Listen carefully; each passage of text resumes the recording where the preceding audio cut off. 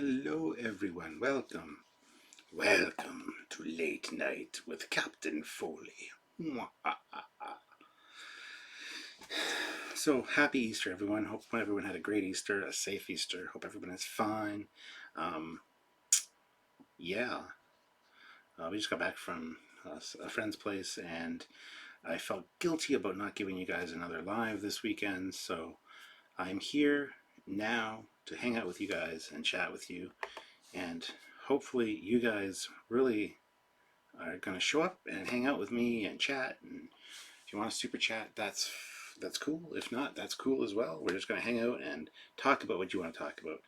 Fleet Paw Swiftback is here, one of the mods for the channel. Thank you for showing up. There we go. Now people are coming in. Country Gent, Red Walrus, Gary Moncor. Welcome everyone.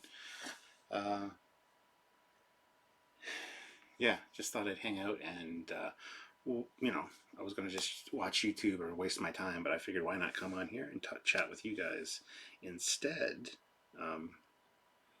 Do I watch Game of Thrones? I have not started watching Game of Thrones yet. No, it is on the to watch list though.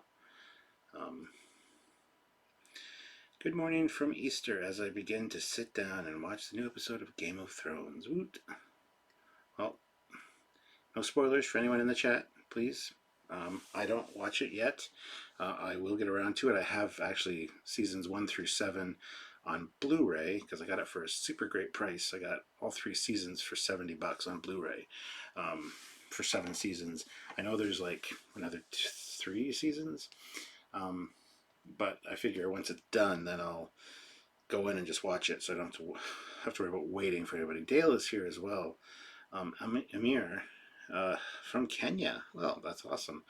I'm in Canada, London, Ontario, and it is currently 2 a.m. here. So, like I said, just got home from hanging out with some friends and don't feel like going to bed, don't feel like just wasting my time watching YouTube. Figured why not do something productive and come on here at 2 a.m. live. Yeah, why not? If I'm feeling like having a live, let's have a live. Like my shirt, Adventures of Captain Proton.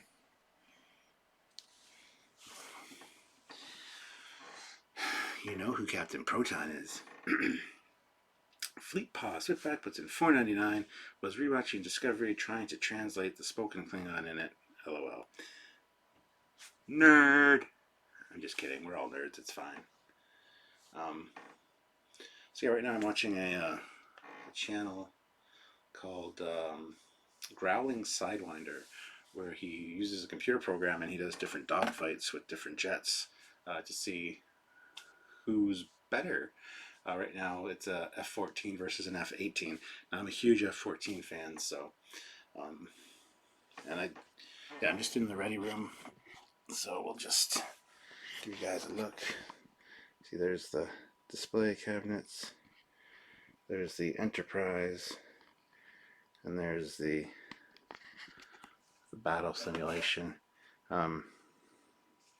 He actually just did it. He's doing his TAC view now, so. But, whoops, didn't mean to do that. But yeah, so I'm a huge fan of F-14s, and I've been playing Ace Combat 7 lately. The VR is really fun, but these tactical simulations are pretty cool. So anyway, so that's what I'm doing. I'm just sitting up here in the ready room, hanging out with you guys. See? It's my man cave. Man cave. Ugh. And I got a... Yeah, sorry. There we go. I've got an interesting week lined up. I need to do some filming with Samuel tomorrow, and then a few things probably on Tuesday as well. But later this week, leaving on Friday morning actually at 6 a.m., heading to Denver. So I'm going to be at Starfest in Denver. If you guys can make it, please come by and say hi to me. I'm doing a Trekyards panel at 11 on Saturday. And so if you guys want to come and see that, please do. Otherwise, I'll be wandering around the convention for the weekend. Sunday, we might have a Trekyards booth set up. Not sure yet. But yeah, so if you guys are interested in hanging out or coming to see me, please, if you're in the Denver area, please come to Starfest this weekend and join me. But yes, so Chris Pico, I'm up doing some editing on a new video, about to turn in for the night. Hey Chris, how's it going?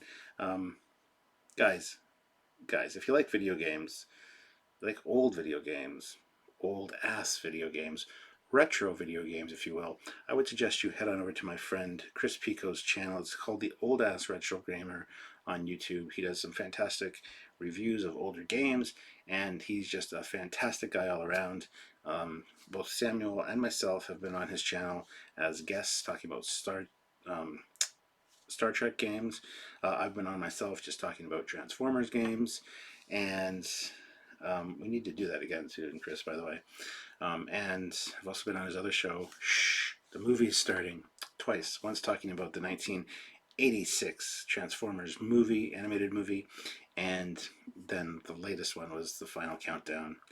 But the F-14s, actually, so it ties in nicely.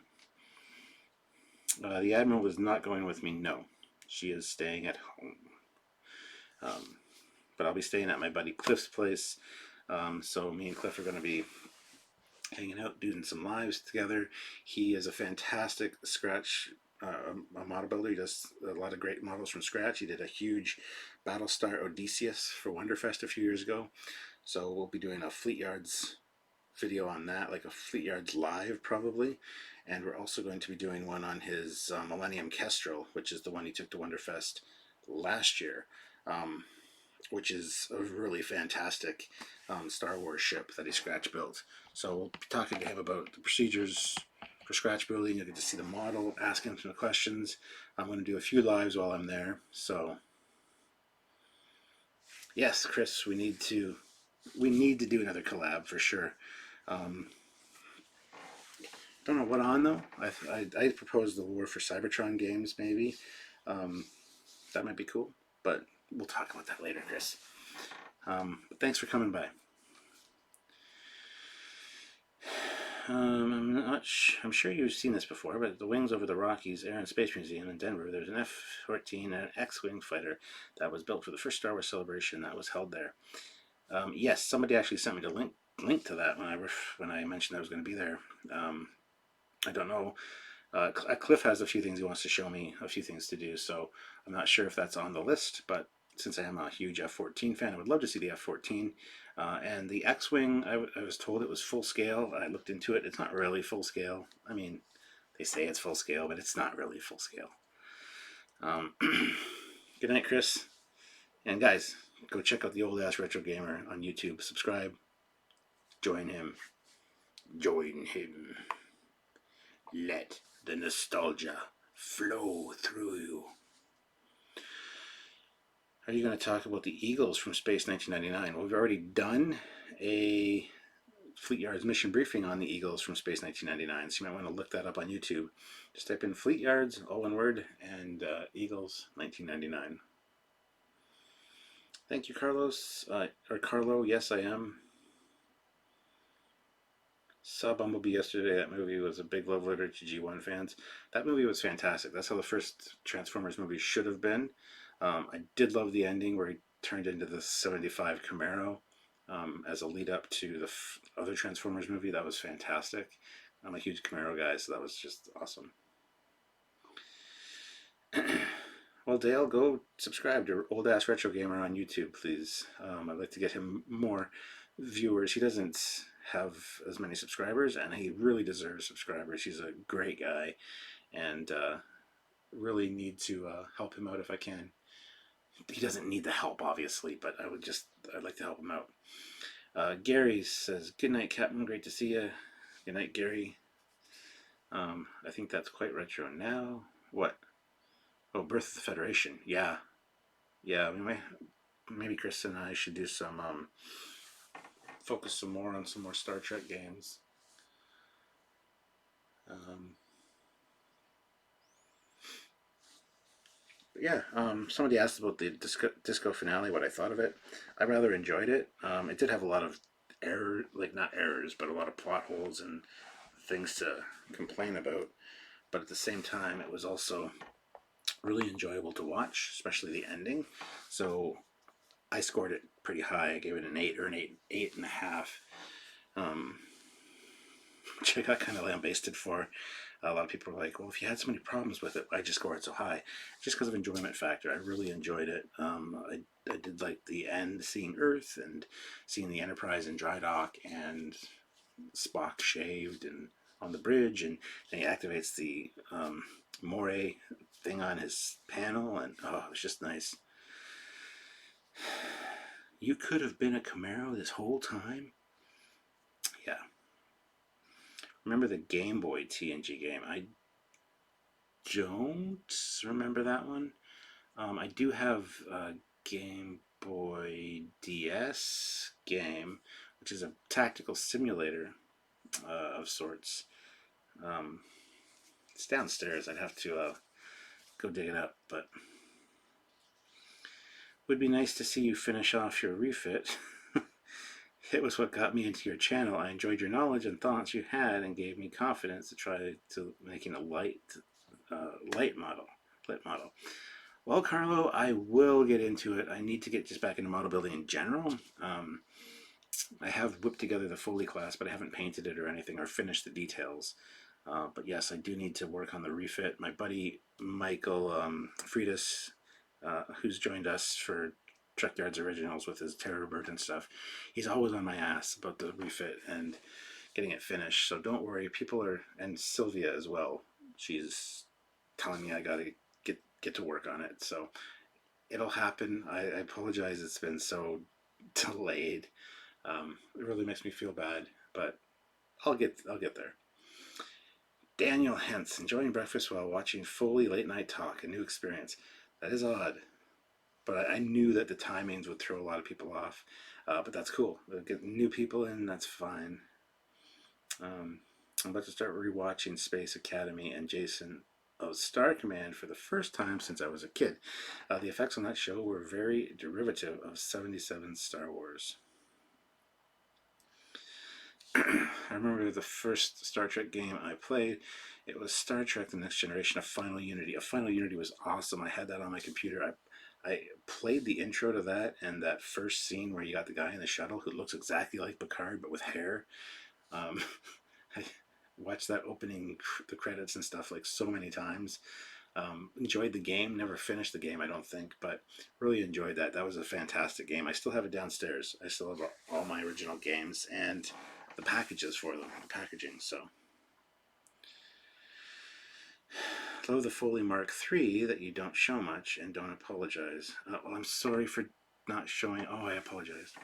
No, I love the Mark III myself, but I didn't want it. I didn't want the typical comments of, oh, you just copied the Federation class. So I really like the Mark III, though, the way it's designed. I would like to see more of it, and you probably will. There's a whole story behind the Mark I, the Mark II, and the Mark III, which we'll get into when we do the episodes. Hey, Eagle Moss has completely slowed my model acquiring and building process. Yeah, I got a whole stack of Eagle Moss that I still need to do reviews for. I'm going to be filming my Eagle Moss review either tomorrow or Tuesday this week. I need to get it edited and stuff early, because like I said, I leave early Friday morning to go to Denver, so you'll still have your Eagle Moss review and probably a captain's log this Friday. If you don't have a captain's log at the regular time, it's going to be because I just didn't get around to doing one, but I will definitely be filming one live from Denver if that's the case, because my plane lands at 9:43 their time in the AM, so yeah. Captain, I love your Enterprise F model. Oh, the Eagle Moss one. Yes, thank you. heard anything about any real models from Discovery Enterprise or the Kelvin films. The Kelvin films, there's the Franklin one that is from Polar Lights, and Polar Lights is also doing a couple different scales actually for the Shenzhou and the Discovery. I think there's a 1/1000 scale, a 2500 scale, and there might be one other scale, but I can't remember what. So yes, there are some. The Franklin model from Beyond has already been released. I actually have it. It's a 350 scale, so it's the same scale as my Enterprise, my TOS Enterprise. It's over there. Haven't built it yet, obviously, but maybe an idea for a video would be the live stream of you playing a Final Unity. I'd love to watch. It might be interesting. Have to figure out how to do the screen caps and stuff, or the screen capture and stuff for that. I'm not really proficient in that. I could do a video about the game, but not necessarily a gameplay. Maybe I could do a live gameplay if I can get an emulator. I don't know. I don't know how that would work. We'd have to see. Hey Captain, did you see the Canon TOS Enterprise on Discovery by Neon Visual? Yes, I did. I loved it. I laughed out loud. Especially at the end where it shoots Discovery. I thought that was great. But that just shows you that the Enterprise can look good. The TOS Enterprise can look good with modern effects. So, does anybody do Trek roleplay? Necroglobule, best thing for that is head on over on Facebook to the Adventures of the Seventh Fleet. They do fantastic roleplay, and I'm a member over there. They love Trekyards, so just go over there, ask to join, and tell them that I sent you there, and they will get you included right away with their stories. Fantastic people over there, and great role-playing fun if you're into that. So yes, go check it out on Facebook. The Adventures of the Seventh Fleet.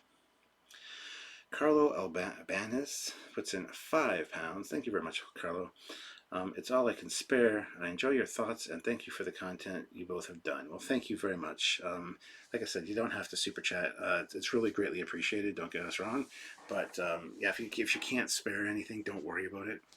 Just if you continue watching our live streams or watching our content or sharing our content or however you want to help the channel. There's lots of free ways as well. But what one class of ship would you most want to see in the Picard show? The Foley class, obviously.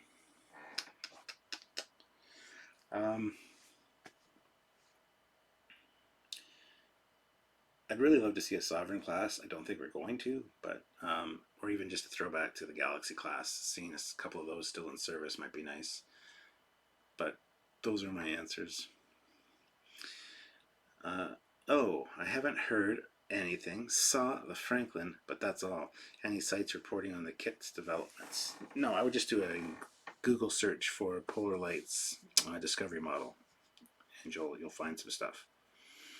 And Dale there, he shared the Old Ass Retro Gamers site or YouTube page. By all means, please guys, go subscribe. If you love old video games, you're gonna love his content. He does some fun stuff. So I've heard there are problems with the Picard show.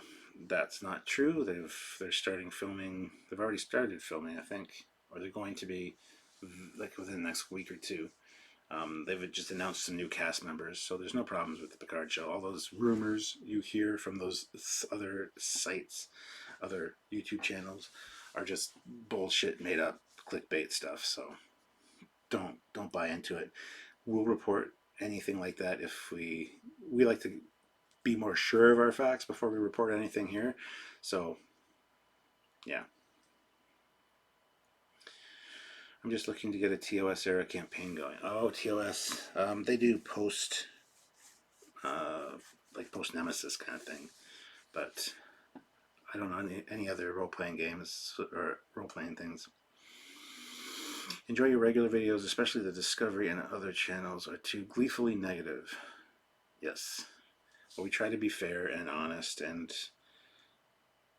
call things like we see them. Hey Cap, nice late night forum you got there. Well, thank you. Yeah, I just didn't want to turn on the main light or put up any lighting. I just thought this would be a cool little hangout vibe. I don't like the fact that my computer monitor is reflecting off my glasses, but there's nothing I can do about that, unfortunately, even though they are anti-reflective. You don't notice it in most videos, but when the lighting's like this, you definitely do.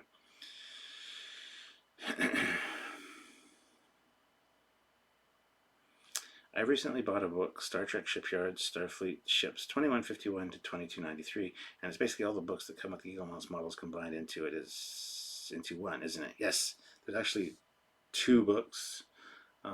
There's the Shipyards from the Discovery era or the Enterprise era up to TOS, and then there's like another one for the Next Generation era. There's another one coming out soon that's going to be Klingons. And then there's ones like Designing the Voyager and Designing Starships. There's like 3 volumes. The Eagle Moss has a lot of cool books. I would suggest checking out there's a link in the description below. If you just click that link, it takes you to the Eagle Moss site and just look up their books. And when you order their books, if you use the discount code Trekyards when you check out, you save yourself some money. So I'd suggest clicking the link and checking it out. Have you been reading the Q Conflict comics? I have not, no. I love A Final Unity, but I prefer the 25th anniversary of Judgment Rights. Judgment Rights is good. I do have the 25th anniversary one as well. However, I'm not a huge fan of the graphics. I really prefer the Final Unity look. It's just personal preference. Morning, Richard.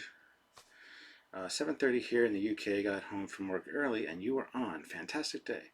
Yeah, I knew that the people in the UK would be getting the morning feed for this.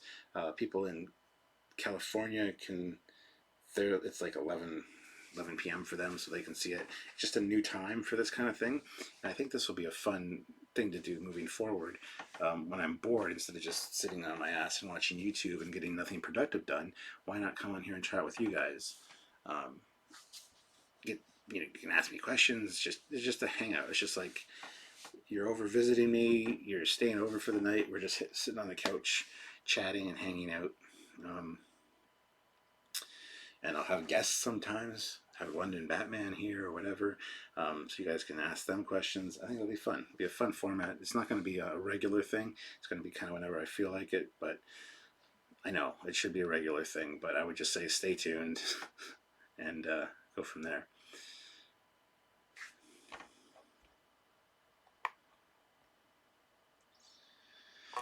My question is, if the Enterprise shows up to Picard with a new captain, it'll be 25% different than it looked in Nemesis. Probably not. I don't know how that's going to work with this. That's still up in the air for me. I don't know. Thunderblitz, I really love that you're working to redo all of your Shipyards briefings. That's what got me started on your channel. What do you mean working to redo them? And what do you mean Shipyards? Because we got Fleet Yards, which is just other sci-fi ships, and then we got Trekyards, which is Star Trek ships.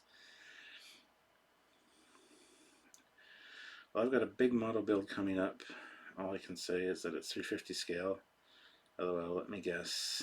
I'll let you guess. Oh, by the way, Captain, long-time subscriber and watcher. Thank you, Heath. I'm going to guess TOS Enterprise Polar Lights or Refit. I would hate if Sean or Captain of the Enterprise F. The guy just irks me for some reason. Cool. How was your Easter, Captain? My Easter was thoroughly uneventful. Hi, Captain. It's 1:25 a.m. here. I am in Illinois. Yeah, well, it's 2:25 here right now, so I'm really excited to see what ships they come up with for the Picard show, as am I. I always love seeing new ships. I should go get something to drink. Should I get a beer or should I get some red wine? I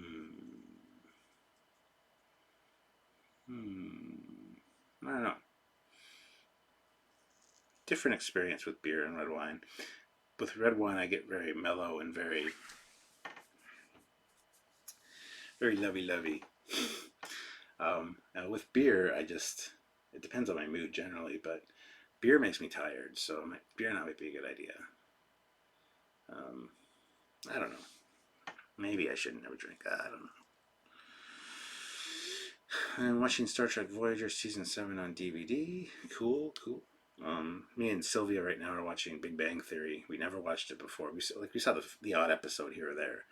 Everybody said we should watch it, and it's hilarious how much it's like our lives. But we're on season 6 right now, and it's kind of shit. it's too relationship soap opera-y, and I can't stand Amy Farrah Fowler. I can't stand her character. So hopefully it gets better. It was really good for the first like 4 seasons, but red wine helps you sleep. Red wine is good for your heart.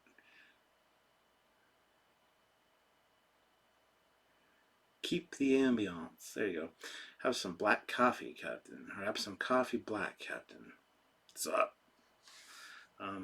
The refit from 79 is my favorite, but I do like the TOS version of the Enterprise. I got it the TOS Enterprise is going to be my first lighted build, so I'm really looking forward to it. Where can I find a scale model of the Eagle from Space 1999? I'm not sure. I'm not a huge space fan. There are a lot of Eagle models and stuff at Wonderfest. Like, there's a whole community built around these Space 1999 models and those builds and things. So, but I honestly don't know. I would just say look it up on Google. Read and watch it. I can't stand anyone on that show. I can't wait for the new season to come out. I really enjoyed Space Above and Beyond, but it was only 1 season. I'm watching TNG right now, episode with Admiral Jameson going against Karnas. I've been saying since season 1 that the Techo Discovery is just the wrong place in the prime timeline. Now things are going to be really interesting. Yes, I really agree with that. As we said, if it was post Nemesis from the beginning of the show, everything would have worked fine. All the ship designs, exactly as they are, would have been fine. Even the Klingons would have worked. So we've been saying that all along. Amy used to play Blossom when she was younger. Yes, I know this. I couldn't stand Blossom really either. Although I did like Joey. Whoa. You know? Red rum. Red rum. Anybody know if they've done some Discovery ship models? Yes, Polar Lights. Like I said, Google Polar Lights and Discovery model. They'll show you the ones that they have or are coming out with. I'm not sure if they've been released yet. I don't think they have been. I'll know more when I go to Wonderfest this year, which is the first weekend in June. They might even have something at Starfest. I don't know. Space 1999 models are expensive, but are on eBay if you're lucky. Yes, there's a big following behind them, so. Trekyards, do you want to expand on what you mean by disco being in the wrong part of the timeline? Well, as we've said since the beginning, don't shoehorn things into the timeline. Don't go post or pre-TOS and screw up the designs, which is exactly what they did. They even screwed up the Klingons. Go post-Nemesis. Then the Shinzo design works perfectly. Discovery design, the new experimental spore drive, all works perfectly. There's no need to be hush-hush about what happened, or you can't talk about them bullshit. It would just be like new technology. Even the Klingons looking different. Modified Klingons, something along those lines, like a cult. Would have worked fine. We would have been like, you guys are fantastic on top of things. Even if they'd come out and said, oh, yeah, it's going to be a visual reboot, it's going to be its own universe, whatever. Fine, cool, great. Visual reboot, I'm on board with it. They didn't say that. They said it's Prime, which means, as we saw in DS9, TNG, Voyager, every time they revisit that era, it looks spot on perfect, as it should, because it's a period piece. And Discovery just threw that out the window. So that's what I mean. It would fit in the Prime timeline if it was after Nemesis. It would all work so well. Sorry guys if I missed your comments and stuff, but they fly by when I'm answering the questions, and I apologize. Thomas Potts. Hey Thomas, how's it going? Puts in $10. Thank you very much. Good evening. Ever try to watch all Trek episodes and movies in chronological order? It's easy until DS9 starts, then you have to go back and forth with series. I did it for the Trek 50th. Never actually tried that, no, because that's insane. And you are an insane man. A new kind of augment to look like orcs. Yes. Greetings from Peru, big fan of Trekyards. Greetings from Canada, thank you very much. I think they might have made Discovery to look the way they did because they knew they couldn't do much better than Axonar.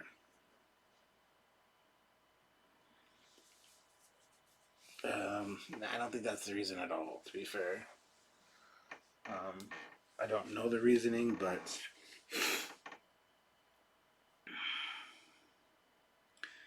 no apology needed. You always comment on mine. I feel all powerful. Well, you are powerful, Amir. I think CBS has no interest into Blu-ray for DS9 and Voyager.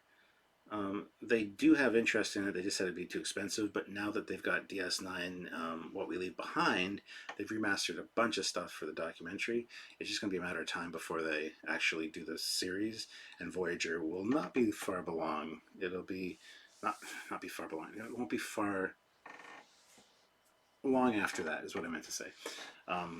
Because the reason they redid TOS, like ever since I was a teenager, I was like, you know, TOS is good, but I would really like new special effects because I'm not a huge fan of the original special effects. I said if they made new special effects, it would be awesome. At the time, they said they couldn't do it because it would cost well over $1 million per episode. It just wasn't viable. Then they did Deep Space Nine, Trials and Tribulations, and they had to remaster the scenes for The Trouble with Tribbles, and they realized how they could actually do it. It was cost effective, so they decided to go ahead with it and remaster the whole TOS, which they did, which is great. They did the same thing with TNG, but TNG underperformed when it came to sales for the Blu-rays. So because of that, they said they're not going to do DS9 or Voyager in the same way because it's just not financially viable. Give things enough time and it's going to happen. Deep Space Nine, because of this documentary and the footage they've already done, they're going to realize that, yeah, it looks fucking fantastic in high def.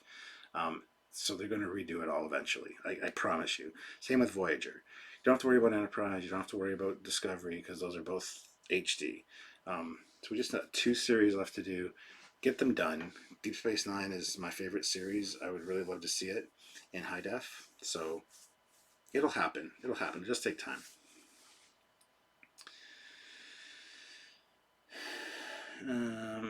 Captain, love all the content. Been watching for a long time. First time I have caught a live chat.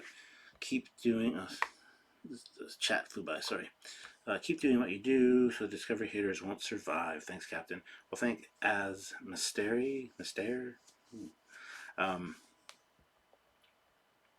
you for joining us. Glad you made it live. This was just a quick, last minute decision, late at night, live. I thought it'd be fun. So thank you guys for joining me. Chive Bacon is here. Haven't seen you in a while, Chive. $3. What do you think Discovery's storyline will be in 1,000 years? I have no idea. I mean, I don't even know if the Federation's still going to be around. I think it's going to be a lot of fallout and stuff from the Picard series. One of the theories roaming around is that because Picard mind melded with Spock, he knew about Michael Burnham because he also mind melded with Sarek. And because Michael Burnham now went missing, in the Picard show, there's going to be some kind of whatever. And Picard's going to feel the need to go find her, so he's going to have to travel to the future. I mean, there's that theory. I don't know how viable that is, but Kurtzman has said there's going to be a lot of issues that Discovery's going to have to deal with. It's a different time. It's a different set of threats. So who knows what's going to happen? I can't really speculate on it. I'm sure Samuel and myself are going to do a live video talking about that very topic, though. What should season 3 of Discovery look like? And Samuel's really good at coming up with those kind of scenarios and plots and things like that. So I'm sure that'll be a fantastic live. He comes up with the ideas. I like expanding on them. I'm not really good at just coming up with a whole storyline like he is. So, what's up, Captain Foley? Says Spirit Fire Soldier. Not too much, man. How you doing? I hope the Orville is not canceled, but everything is up in the air with that situation. Yeah. Anson Ricky puts in $2. Bring the Dominion back into Discovery 950 years ahead. Wouldn't it be cool if they ran into another Doomsday Machine, or a few of them? The Doomsday Machines are actually from the future, and one got sucked back through time because it was devouring planets in a solar system and got like pulled into the gravitational well of a sun or something and got thrown back in time. And that's the one that the TOS guys had to deal with. Wouldn't that be cool if there's a few, of those roaming around destroying like planets left, right, and center that Discovery had to handle? That would be cool. Do you think that the series will be like Andromeda? It might very well be. And I always watch Andromeda, and it's like, this would be so much better if it was Kirk. Kirk having to, being on board the Enterprise, having to rebuild the Federation because just like the Commonwealth, it didn't survive into the future. And I think that's the vibe they might go for with Discovery. But it's hard to say. I honestly don't know. Also, the rumored connection of Control to the Borg. I don't think Control is completely gone. Question is, when will it turn up again? I don't want that to be a thing. I'm glad that it didn't tie into the Borg.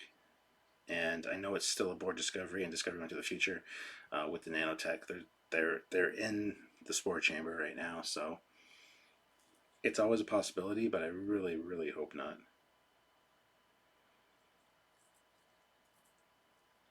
Did you see the Doomsday Machine Miss Anti-Trekker got Anti-Trekker? No, I did not. I missed his birthday thing. I was busy, so. I would love to see the actor who played Rimmer on Red Dwarf appear as an admiral on the Orville. That'd be awesome. There's a lot of people I'd love to see on the Orville, to be fair.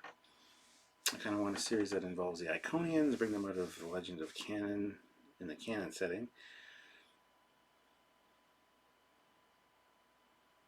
So she got him a Doomsday model. Was it a Eaglemoss one? Because I know Eaglemoss is coming out with one. Ensign Ricky puts in $2. I think the Guardian of Forever brings Yo back. Yo, yo, yo. I think you mean Joji Yo. Yo, yo, yo. Michelle Yo, yo, yo playing Georgie Yo. Yo. Sorry. It devolved so very, very fast. Although I wouldn't mind Control getting somehow sent to the 1,000 years in the past, the Borg homeworld, an alien played by Alice Cridge and scientists looking. No, I don't want a Borg origin story. I think that's just entirely not a good idea. So I really hope they don't do that. I really would be better off if they didn't. The Grim Panda puts in $4.99. Dude, bring back the Iconians. Some galactic carnage with planets blowing up. Having to try to work with your enemies to fight someone that powerful. And you same super chat again. Don't know if that's a mistake, but Fleet Pod Pack was $1.99. Please, Kalas, no Borg in disco. Yes. By Grapthar's hammer, please. No Borg in disco. Yeah, I'm disappointed they don't look more into the Iconians. From a website called 3D Trekker. I'll have to look into that. I didn't know that was a thing. Hail Trekyards, why aren't you in bed? Because I'm never in bed this early. We just got back from a friend's place. It's 2:45 here. I usually go to bed around 3:30, 4 o'clock. And yeah, I didn't do a live today, and I felt bad. I considered doing one earlier with Sylvia. Sylvia's still not feeling good from the accident. She's still getting headaches, so I didn't want to involve her. Had a kind of relaxed day. Took the Camaro for a nice spin today, and then went over and hung out with some friends, and just got back and thought, why not do a live? Because it's fun hanging out with you guys. So. And he complained about Voyager revealing too much of the Borg. Yes. Many complained, and Anti-Trekker was one of those many. It has like a 57-part Borg breakdown video series. It's like, why so many? STO really raised interest in the Iconians, didn't it? Oh, yes. A comic brought the Borg into the Kelvin timeline. Yeah, comics and novels have done a lot of things. There's even a manga story that involves TOS and Kirk and the Enterprise and how they're responsible for creating the Borg Queen. It's just, you don't have to tie it in with everything. It's just, don't do it. Just stop. Just put down the franchise.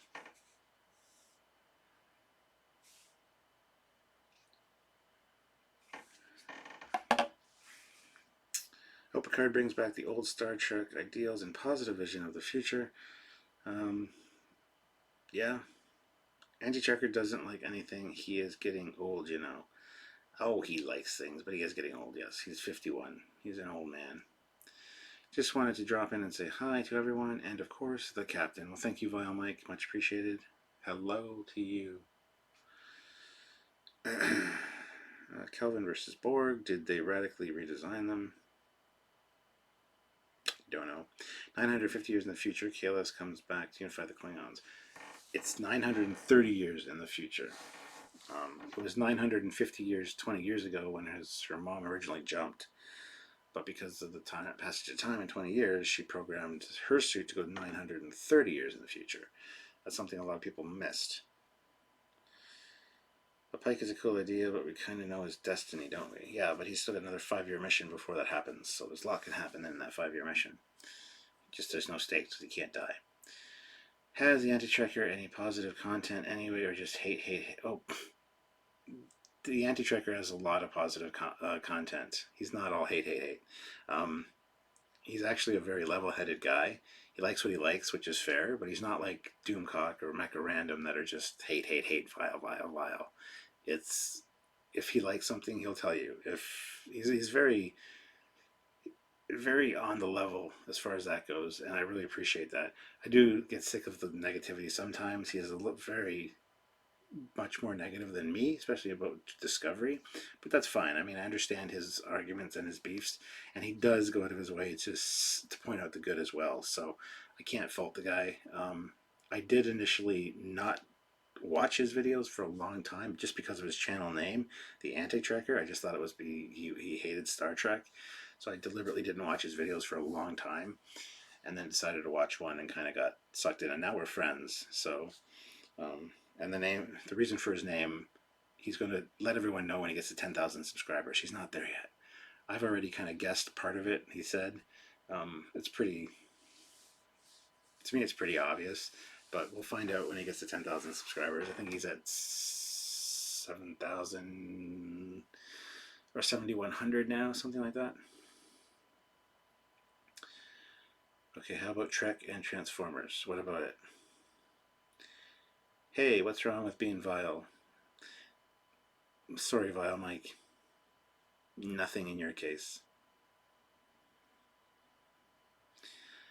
I think they did the X-Men Star Trek crossovers just so they could have the panel in the comic where Beast and Dr. McCoy meet. Yeah, that was a stupid crossover, but whatever. It's kind of nuts that the writers default to bringing in stuff like the Borg in order to make the filler for tech or plot holes or a threat for some reason. Yeah, you don't need to link with everything else. Like, you really, really don't, you know? My hair's all messy. Do you guys care if my hair is messy? Yeah, you do. You're like, Stuart, look. There, I don't know. Whatever, who cares? Anti-Trekker is so nice. I got to talk with him on a Captain George live stream, and we talked about aliens. Yeah, Anti-Trekker is amazing. A crossover comic for the Transformers and Star Trek. Yeah, they've done it. It's a 5-part one. I have them all downloaded. I haven't read the last episode yet, but they make a Transformer out of the Enterprise. Tiberius Maximus, controlled by Kirk. Pretty cool. Hair looks fine. Thank you. Greetings and good night, Captain Foley. Well, good night and greetings to you as well, Kevin Jones. Trekyards, I sent you a link in the Discord of my recording of the Enterprise at the Smithsonian. Well, thank you, Thomas. I will take a look at that later. I can't watch his stuff. Hey, Trekker. I'm sorry. How can you be friends with someone that negative? He's not negative. And the dog's freaking out because there was a guy across the street in a van. Dogs are stupid. Yeah, normally, initially I didn't want to watch Andy Trekker, like I said, but he's not as negative as you think he is, so no issues with that. And if you don't watch, some of his stuff, you're kind of missing out, I think. But that's just me. You don't have to watch it, obviously. Tiberius Maximus, I want that Eagle Mouse model. I know, right? There needs to be a Transformer toy of it, for sure. Let's see.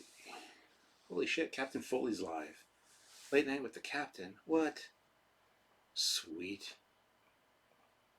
I'd watch it, but I'm doing it live. You know how it is. Yeah.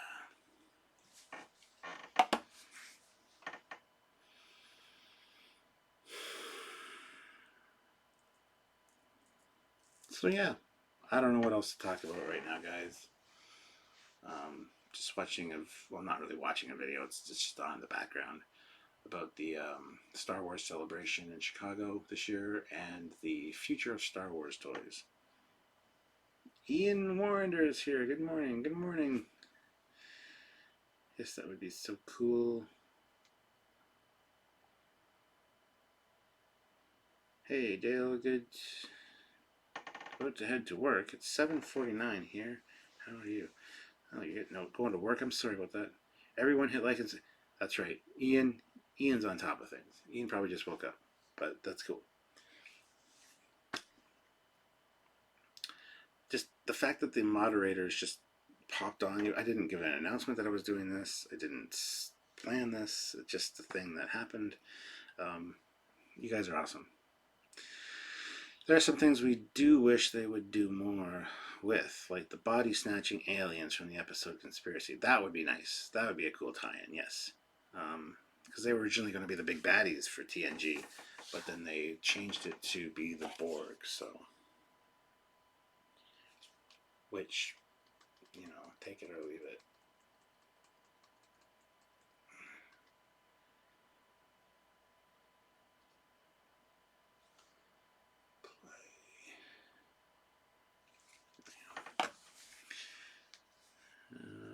Want to talk about the Alien franchise?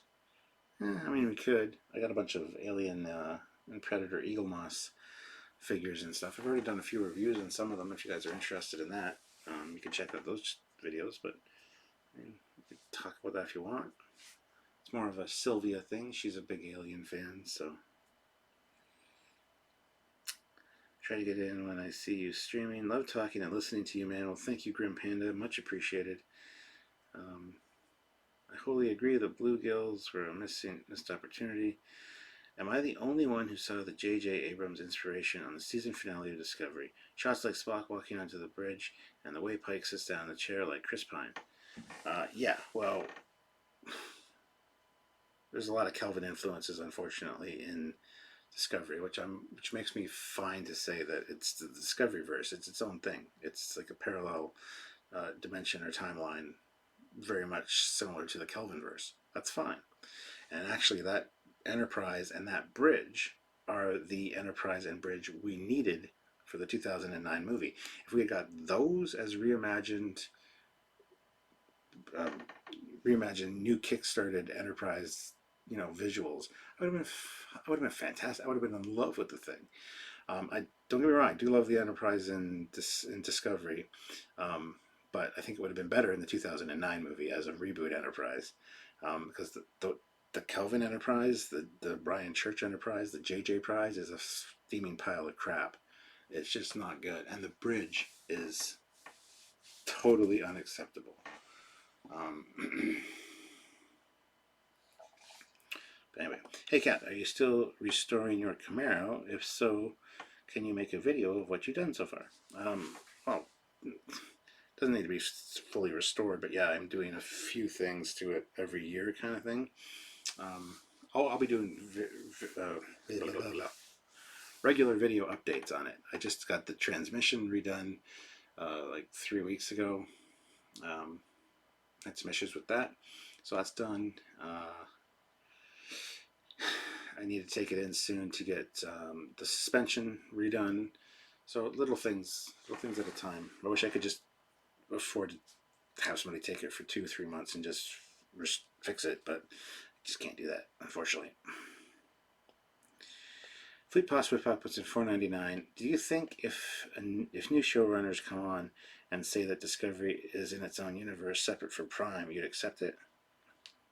Yep. Pretty simple.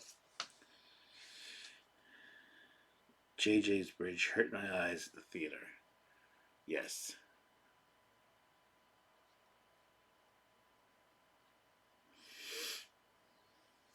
I can't believe they are still trying to say it's canon. Well, Steve Art's canon, in the sense you mean it, it only has one N. Canon with two N's is a weapon. So, but the canon, Star Trek canon with one N is sometimes used and well wielded as a weapon. So, but that's one of my pet peeves. Canon only has one N in the sense that you mean it. That was because JJ wanted to make it look like a hot rod. I thought the church sketch was more like the original church sketch and colors were actually pretty good. So no real complaints there. However, just last minute, JJ's like, oh, let's make it blue instead of red. Why? Because I want to put my stink on it. I want to piss all over it and have it be my own thing. By the way, CBS, pull all the TOS stuff out of stores because I don't want people confusing that merchandise with my merchandise. He actually said that. And CBS was like, fuck you, buddy. Not happening. We're not doing that. So, yeah. I keep having issues with ships' internals. Every time I see them, I tend to be like, that doesn't seem very practical. They need more modular builds for ships, like the giant Starfleet carrier.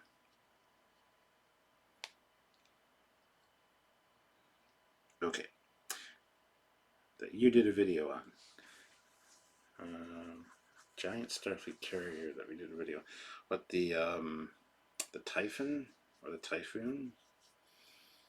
I don't know which one you mean. We've done a few, so.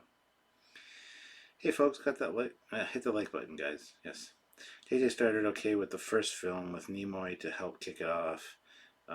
When he word for word began repeating the script from Wrath of Khan and Into Darkness, that's when he lost me. The first one was alright. I saw the first one like 7 times in theaters. I really enjoyed the musical score on the first one. Gotta say, seeing Star Trek on the big screen, something new, was fantastic at the time. But I just kept going back, hoping I'd get more appreciation for it, and it just kept falling more apart for me. So it was kind of a shame that way. But yeah. Ensign Ricky puts in $2. I don't give a fuck what Discovery does now. LOL, they're canon now. Oh my god. Hold on, guys. The dogs are freaking out. I'll be right back.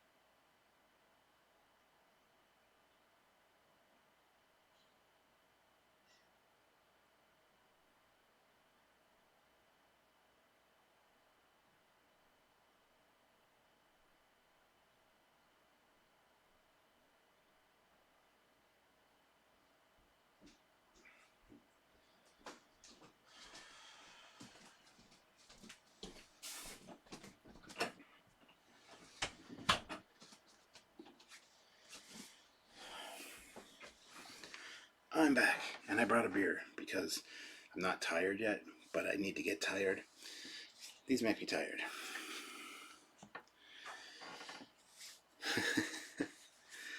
I got dibs on the Optimus Prime pick in the background. No, you don't. And here, I'm going to use this coaster. It's a nice Trekyards coaster for my beer. So, and the dogs are just stupid.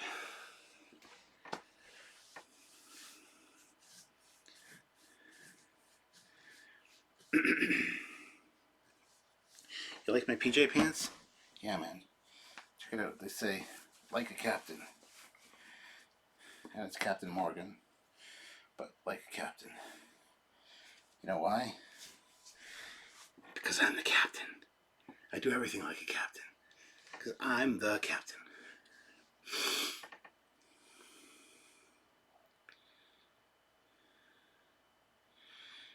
Yeah, showing you my crotch. Yeah, I'm just getting to that part now on the live feed, so I apologize for that, but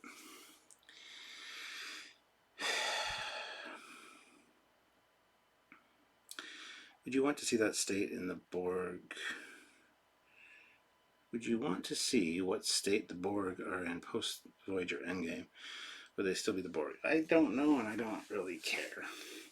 The Borg don't interest me. I don't know.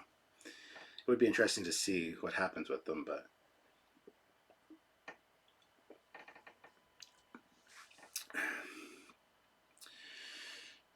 Star Trek Discovery, I think, is made for the new generation. Science stuff. Looks cool, lots of action, emotional moments, etc. Also drinking beer. Yes.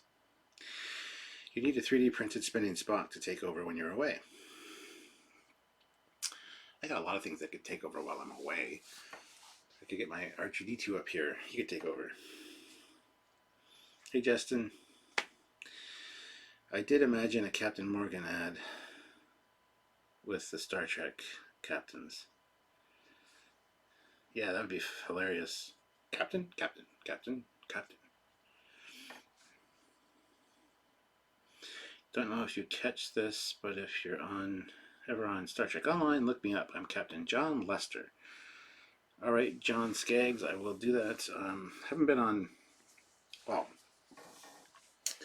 if you watched my Eagle Moss review this last Friday, you'll notice that it was the Odyssey class from Eagle Moss, and they come with a code. You get a Tier 5 Odyssey class Enterprise F. So I was on to get that and claim it, but I haven't played in a while. But I will keep that in mind. If you're not a member of the Team Trekyards fleet, you need to be a part of that. Got our own starbase. Excuse me, that was rude.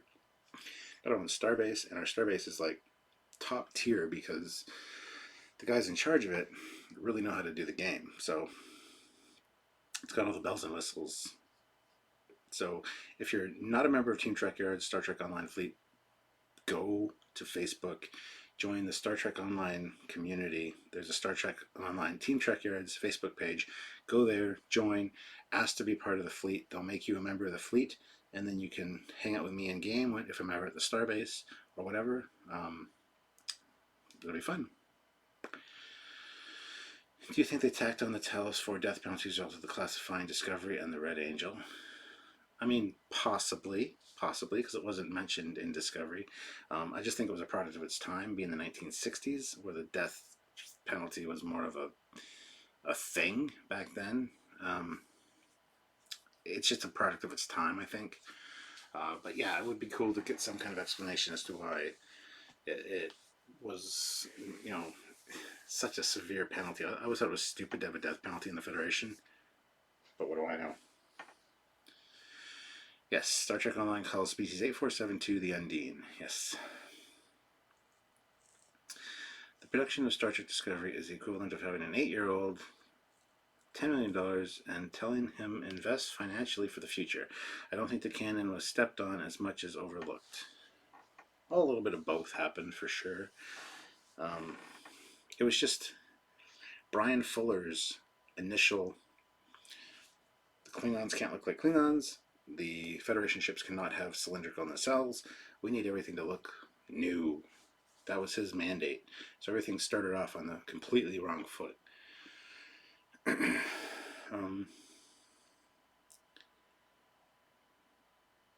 You can play through the entire game without spending a penny if you're smart about your builds.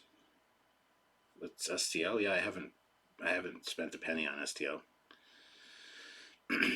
Has anyone actually played the Discovery content like Captain Killy? Yeah, I've done some live playthroughs of the Captain Killy stuff. And the Age of Discovery, where you first meet Tilly and you're helping Tilly out. Trust me, Tilly in the game, you have to follow her around Starfleet Academy, and my God, they modeled her ass splendidly. I'm just saying, it's fun to follow her around. But yeah, I've done some live. You can actually go back and look them up. Just type in Trekyards live STO Discovery playthrough.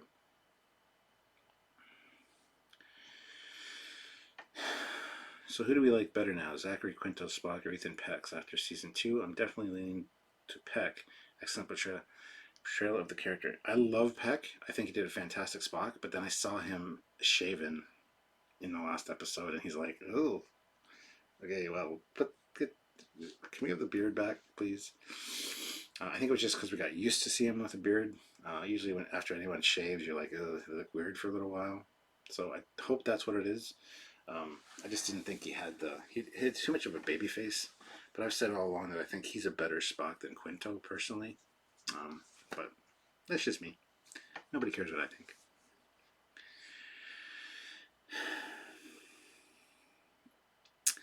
I played a lot of Discovery content. I stopped when they got sent forward into the future.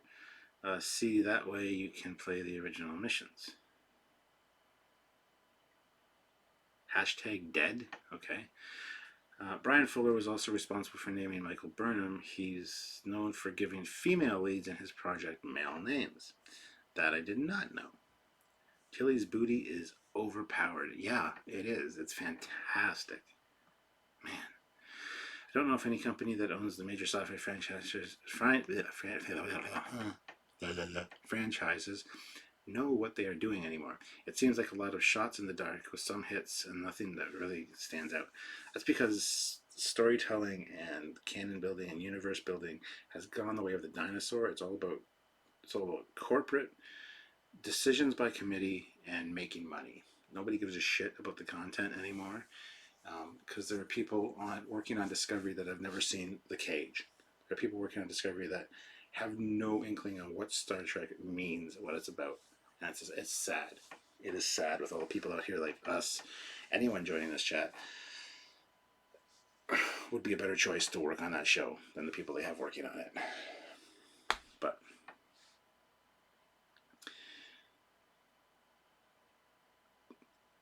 Tilly's ass, Captain #dead. Yeah, man. Love me some Tilly ass.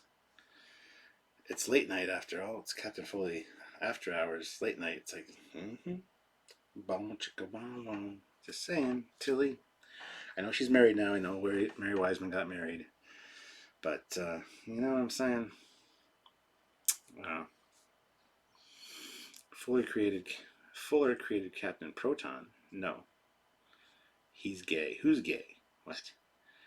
Captain, did the treatment of number 1 seem to be wrong to you also? Number 1 was kind of hit and miss. It was 50-50 for her. She was supposed to be like a walking computer. She's like super intelligent, but she's telling Detmer to slow down and speak in English because she didn't understand what the fuck she was talking about. I thought it was incredibly stupid. So her character didn't get the love and attention it needed, I don't think. And I'm not a huge fan of Rebecca Romaine. I don't think she did the character justice, personally. But yeah, I need a beer. Fuller is also responsible for the bald Klingons in season 1. Yes, just the aesthetic, just the look. It can't look like anything that's come before. Bullshit. Attitude. Stupid.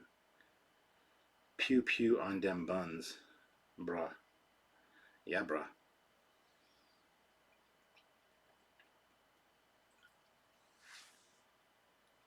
I love Tilly's Straight hair as Killy. Yep, I also love her super curly hair being red as Tilly. I'm a huge fan.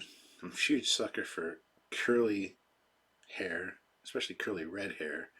Um, so yeah. To be fair, I love Tilly, and she's effing sexy as her multi or mirror universe self.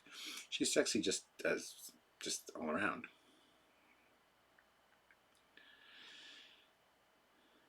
Fully bodied whammon are my jam. Now you say whammon, blasted Heath. Does that mean you're a fan of the PewDiePie? Because I watch PewDiePie all the time, and he definitely respects the whammon. But yes, full bodied women. Oh man, we're getting into some dangerous territory here now. Brown chicken cow. Brown chicken, brown cow. Wait, brown chicken, wow wow. And Bride of Chaotica was probably in Fuller's time. I like Pike, but I don't like his slogan, hit it. It seems like they wanted a Picard engage. Well, I thought they were going to go with punch it, which is what he used in 2009, which is stupid because punch it is something that Han Solo would say to Chewie. But that just goes to show you that J.J. Abrams is a bigger Star Wars fan than Star Trek, and he wanted to make Star Trek into the new Star Wars, or he wanted to change Star Trek into Star Wars. So the whole punch it line was something that Han would definitely say to Chewie. Anyway, I'm surprised they didn't use punch it in Discovery. So hit it is a nice change. And, you know, we're just talking about Tilly, so hit it. You know what I'm saying? Hit it. Do you think that they did that with just makeup?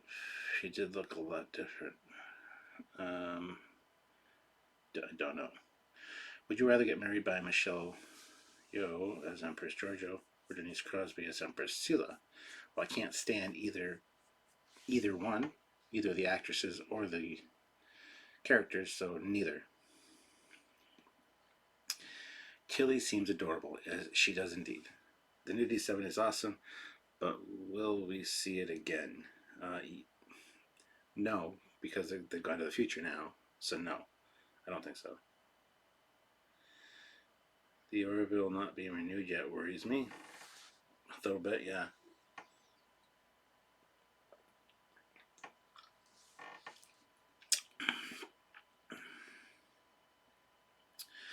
Exozone Live with Doomcock and Nerdrotic is finished.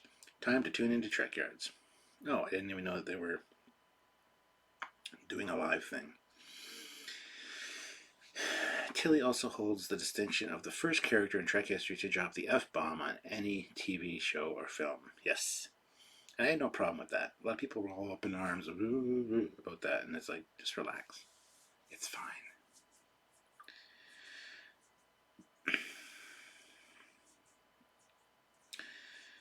They did a great job. I heard she has celiac disease because she does look very thin this season. Commander Kelly, we're talking about. Really? Does she? That's so sad. I think she lost weight for this season because of her wedding, her upcoming nuptials.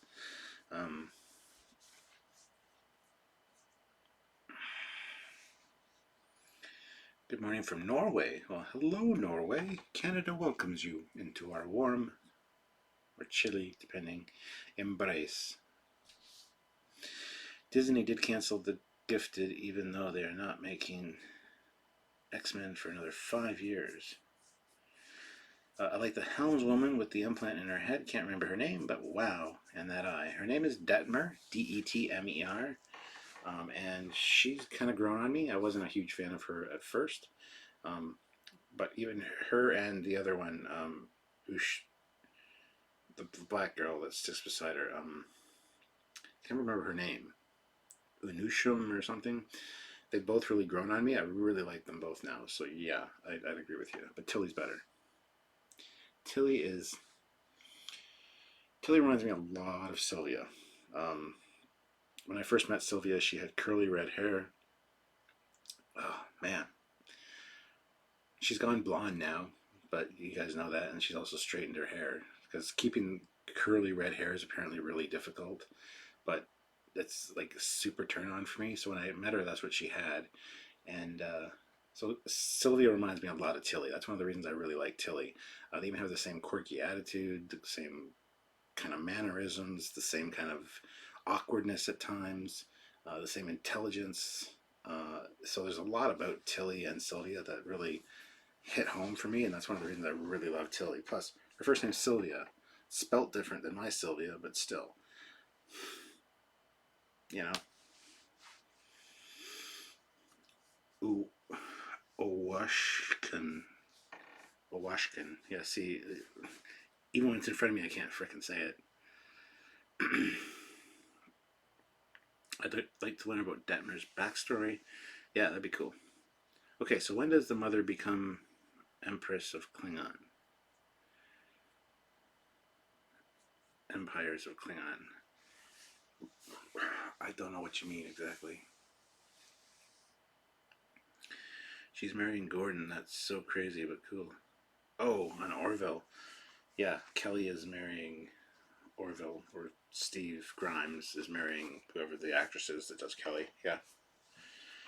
The guy who plays Gordon has got to be a cool guy in real life. Actually, he's going to be at Starfest this upcoming weekend that I'm going to be there, so hopefully I'll get a chance to meet him. I might have a inside scoop on somebody that works there, so I might get backstage. William Shatner's going to be there. Scott Grimes is going to be there, so I might get to meet those guys. And of course, Rick Sternbach, John Eves, you know, those guys who I see every year at Wonderfest. I'll be seeing them this upcoming weekend at Starfest, and then a month later, literally a month later, at Wonderfest. So I'll be hanging out with John Eves and Rick Sternbach quite a bit. Might do a live with them. I don't know. We'll see how it goes. Tilly has a potty mouth. She does. And you know what happens to little girls? She's not a little girl. You know what happens to girls with potty mouths? They need spankings. And I'm so glad she has a potty mouth. Captain, it would be great if you could share a picture when you guys first started hanging out. Share a picture of who? Sylvia?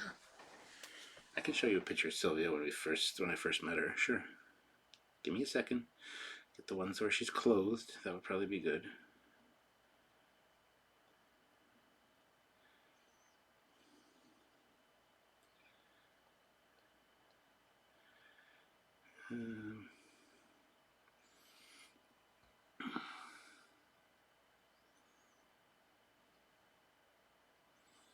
So Dale, did you mean a picture of Sylvia when I first met her? Because that's her when I first met her. That's her.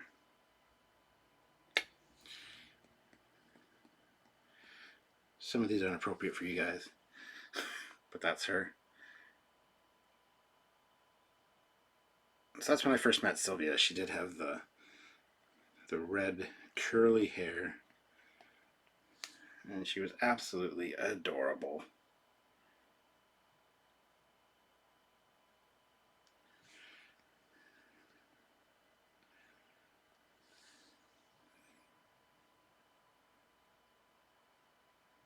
So that's Sylvia with red hair. I looked exactly like I look now.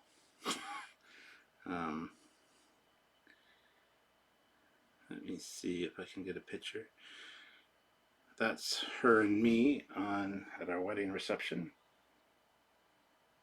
Yeah, right there.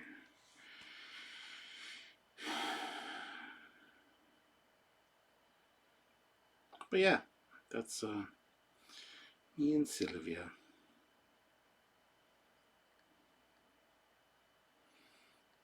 I also got some other pictures which you guys probably shouldn't see, but she's super cute in them, so anyway. But yeah, I look exactly like I do now.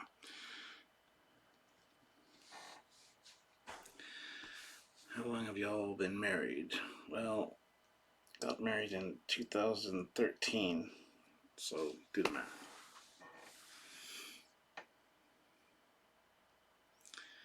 Wow still is wow.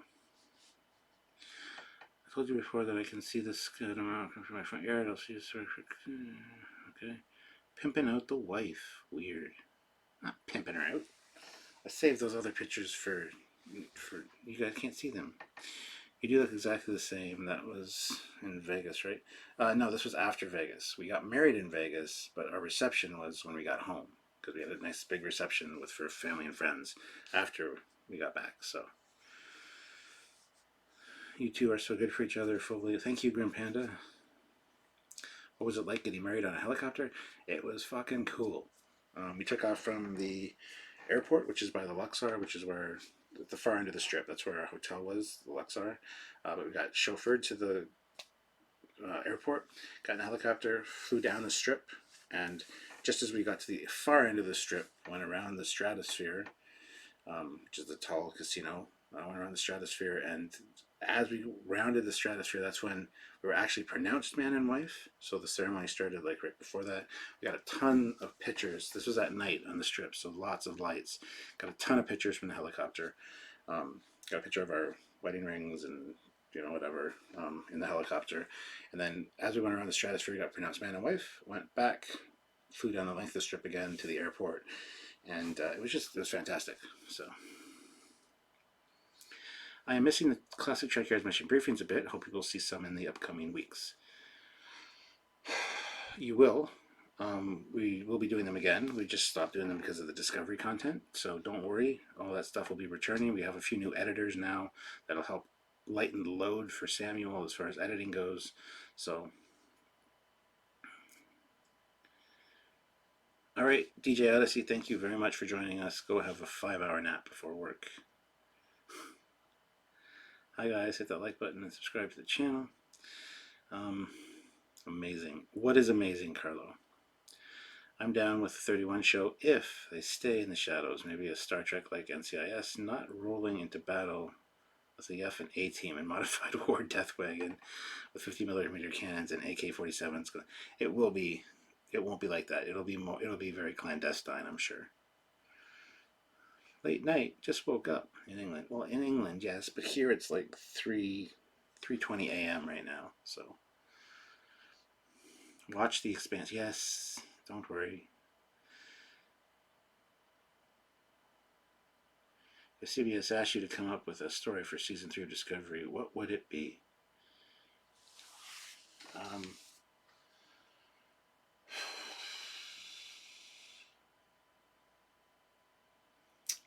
There are some who believe that life here began back there,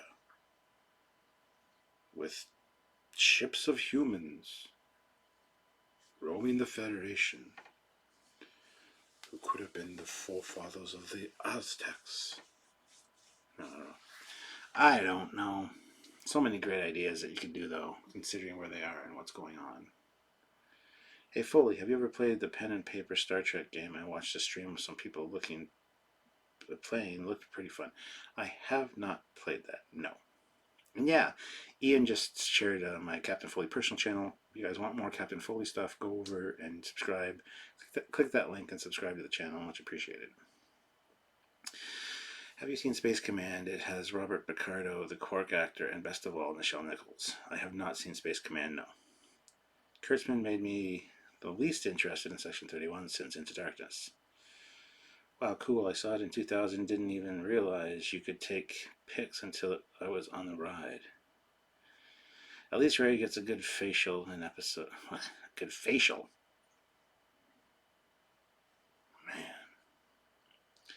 Season 3 will be a Planet of Apes remake. I mean, sure. Why not?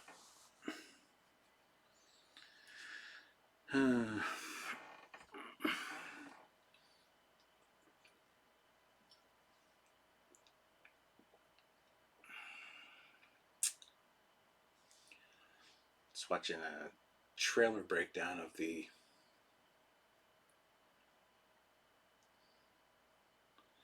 new Star Wars movie.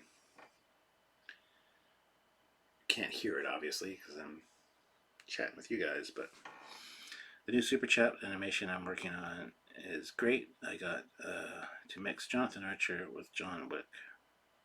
That sounds interesting. They seem to be the big bad behind everything, Section 31. The correct actor is Armin Shimmerman, and he also played the principal in Buffy the Vampire Slayer. Or Planet of the Titans story remake. Planet of the Titans was the unused story for TMP. Yes, it was. Which actually had the Ralph McQuarrie design that they used for the Discovery, so that would be apropos, if you will. I used to enjoy your late night live walks. Well, I'm going to get back to them. It's actually nice enough tonight. I could have done one.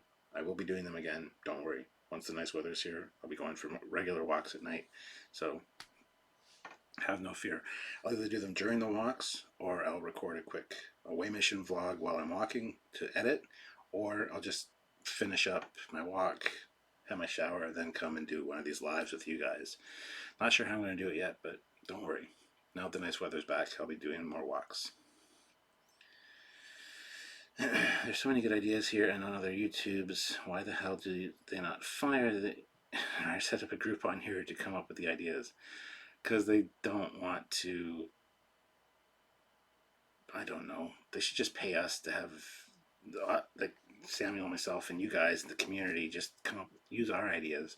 You don't have to pay us for them. Just fucking use them and use them properly. What do you think of the videos by Midnight's Edge and Star Trek on Star Trek and CBS? I don't watch Midnight's Edge, really. People ask me, have you seen this video about da-da-da-da? I'm like, no. But I know the gist of them very quickly because people message me about them. So I think Midnight's Edge, their sources are full of shit. But I mean, they're more sensationalized videos and titles. They're clickbait, essentially. And we don't like to do unsubstantiated stuff here. We wait until it's pretty much confirmed before we'll do a video on it. So you don't see a lot of clickbaity stuff from us. There are other channels out there that do that. And their sources are just not good sources. But I'm not going to get into all that. We know a lot more about the politics behind the scenes than we should really be sharing with you guys, so I'm not going to get into it, but yeah. They don't want to pay us for it. Yeah, they can take it for free. I really don't care. Just listen to people that understand the show and the genre and the canon and do what we think is best. Maybe Rey is a Skywalker, or they find his kid. It was cool. It was just me and one other guy, and the guy that ran the experience. Since there was no one else, you said take as much time as you want. Enjoyed showing us how everything worked. That would be cool, man. I really wish I would have got a chance to experience the Star Trek experience. Unfortunately, I missed out on it, which sucks, but I've heard it was so cool. Funny story about Armin. When filming DS9 Far Among the Stars, Armin plays a reporter. Before filming, someone put a note on his desk. It said a show about a teen that slays vampires won't work. LOL. That's funny. I can't imagine those huge models that they had at the Star Trek experience aren't in a museum somewhere. No, they were sold. They're somewhere. This much I know. That doesn't help, does it? Well, they did have people submit scripts during the TNG and Enterprise run, but it was very rare if they picked one for each series. Yeah. Leave politics to the Romans who are dead because of politics. Okay, that's good advice. Thank you, Grim Panda. If I ever get married, I fantasize about having a Star Trek and Star Wars elements like adding Klingon music and the Imperial March. That's cool. You got to find yourself a good wife, just like I did. Sylvia's fantastic for that. But it's like two crackheads living together because we're both Star Trek fans. So there's a lot of Star Trek stuff in the house, but that's okay. It's okay. I think the Star Wars episode, whatever, is going to be 9, I guess. It's going to be much retconning. It will be impossible to follow on the first watch. Well, here's hoping, man. I just hope it's good. So they are putting Ben as the Skywalker to bring him back and train new Jedis. They are in private collections. Some Trekkie has them in his garage. Yeah, probably.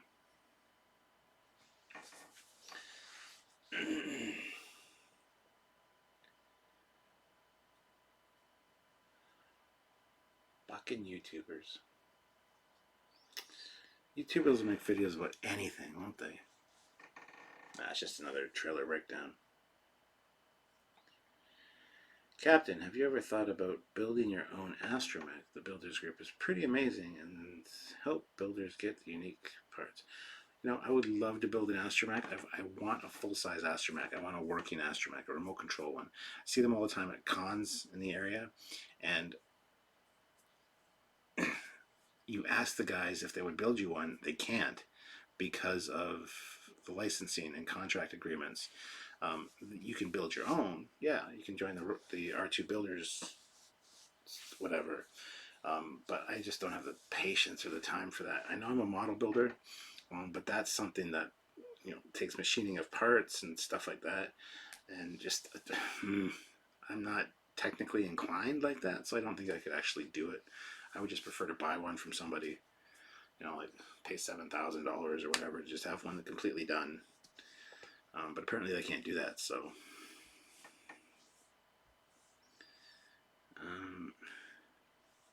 Episode 9, Hux will still be on hold. I'm still mad that they sold the Model 8 Enterprise from the motion picture and all the prompts from the shows and movies, like they never intended to make Star Trek again. Well, it's because CGI was the new thing, and so they sold them all to Christie's auction. They could always make new CG models, but yeah, I agree with you. It seemed like a kind of a nail in the coffin of the franchise at the time. Ryan is off to bed. All right, well, Ryan, well, be well yourself. Have a good night. I did that trash video on They Live. YouTube enables and begs us to make videos on anything. Are people ready for the Emperor to say a Force ghost? Annie? No, I'm your father. I'm not ready for that.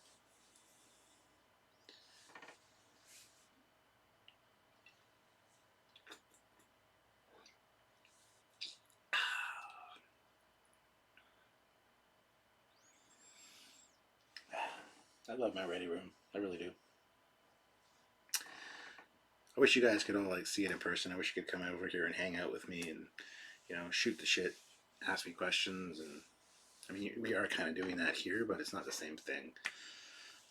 I've met so many people from Trekyards community that I've become friends with that we go out on a regular basis and have wings and beer and hang out. And some really great people out there, and I'm sure you guys are all like that. I just wish I could hang out with you personally. It's as close as I can get, so thank you guys for joining me, for sure. What beer are you drinking? I am currently drinking Old Milwaukee.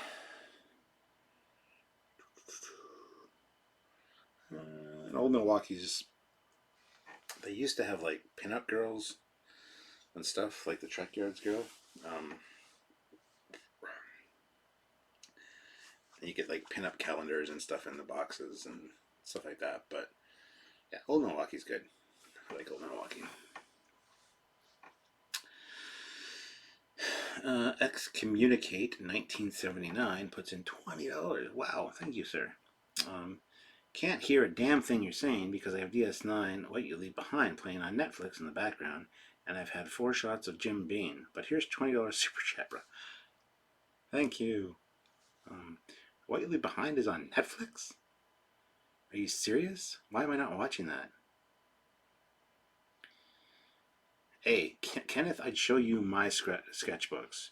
Actually, there's a video on my Captain Foley personal channel that shows a lot of my artwork. But damn, $20 super chat, that's amazing. Thank you. Anakin Force Ghost will shoot lightning down upon Kylo, ending the saga.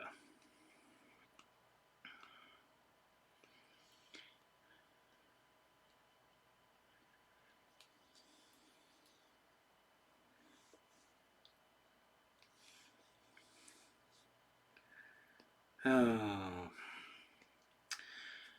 So yeah, now I feel like I'm boring you. Just binge the entire show.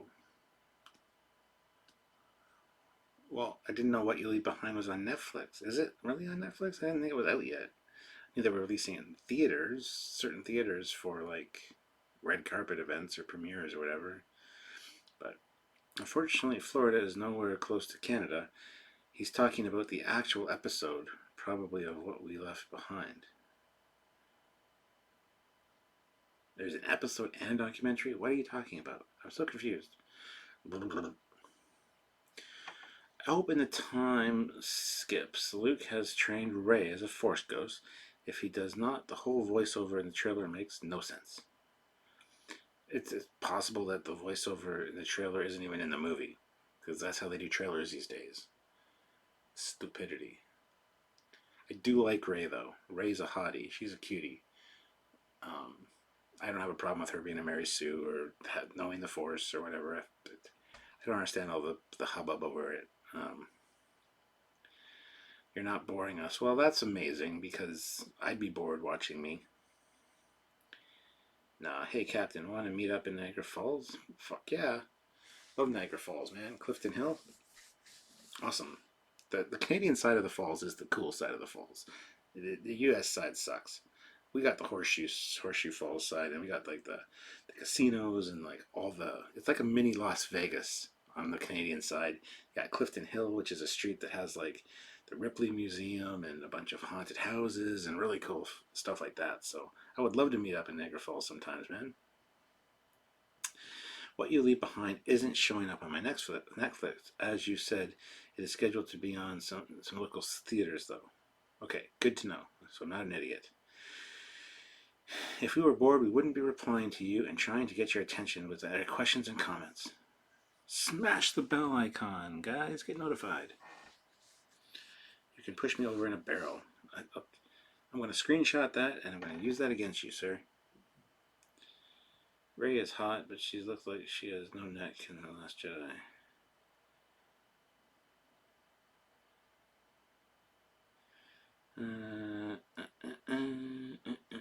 It is said that some people might find it hard to sleep at night because of the DNA of cavemen that sit awake all night keeping an eye out for the danger whilst the tribe sleeps. Made me feel better hearing. Yeah, I'm not a morning person at all. I'm definitely a night owl. Love staying up late. I'm at my best late. I'll wake up at like 10 or 11, and I'm groggy as hell till 1 o'clock. Then 2 to 3 to 4, usually I'm good. Then I get super tired again and feel like having a nap half the time. But I usually have to do a live at 5 o'clock, so I am not at all a morning person. I think Finn could have had an actual arc, an ex-stormtrooper, but they did nothing with him. Yeah. Oh, look, it's nerderotic.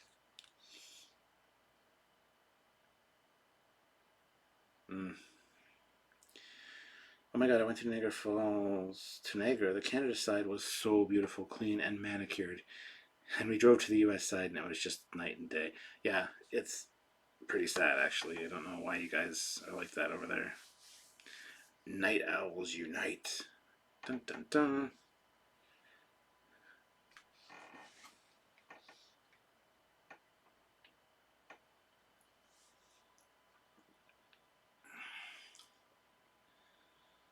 Sorry, guys, just watching Nerdrotic.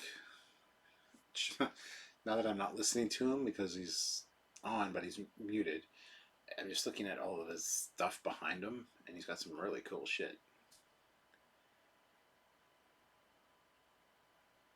I have no good backgrounds compared to him.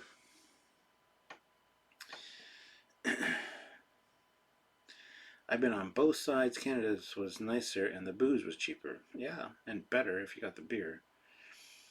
I'm a natural night owl. Sometimes I do my drawings and writings during graveyard hours. I'm published author of my own sci-fi fiction universe. That's amazing, Kenneth.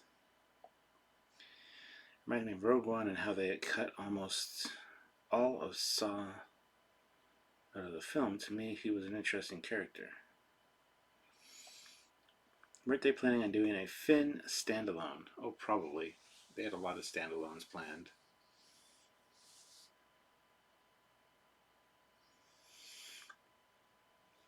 Super Night Owl powers activate. Oh, I need a ring. There. Yes, Super Night Owl powers activate.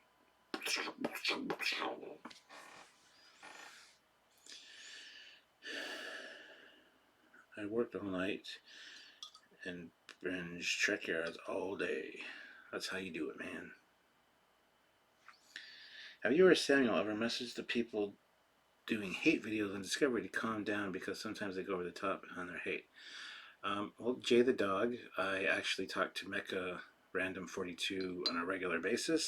I talk to Lore Reloaded on a regular basis, Anti-Trekker, and Doomcock I've talked to a few times. He's got a lot of respect for Trekyards.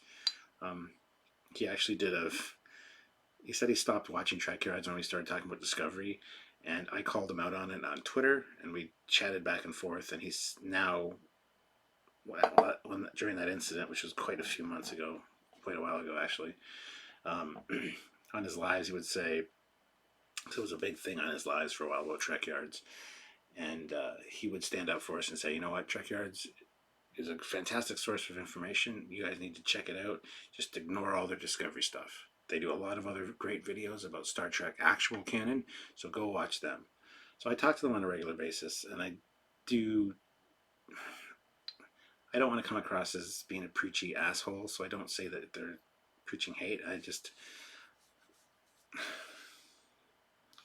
When Doomcock got a certain source for his information, somebody Samuel and I have known for years, and whose information is actually accurate maybe 15% of the time if they're lucky.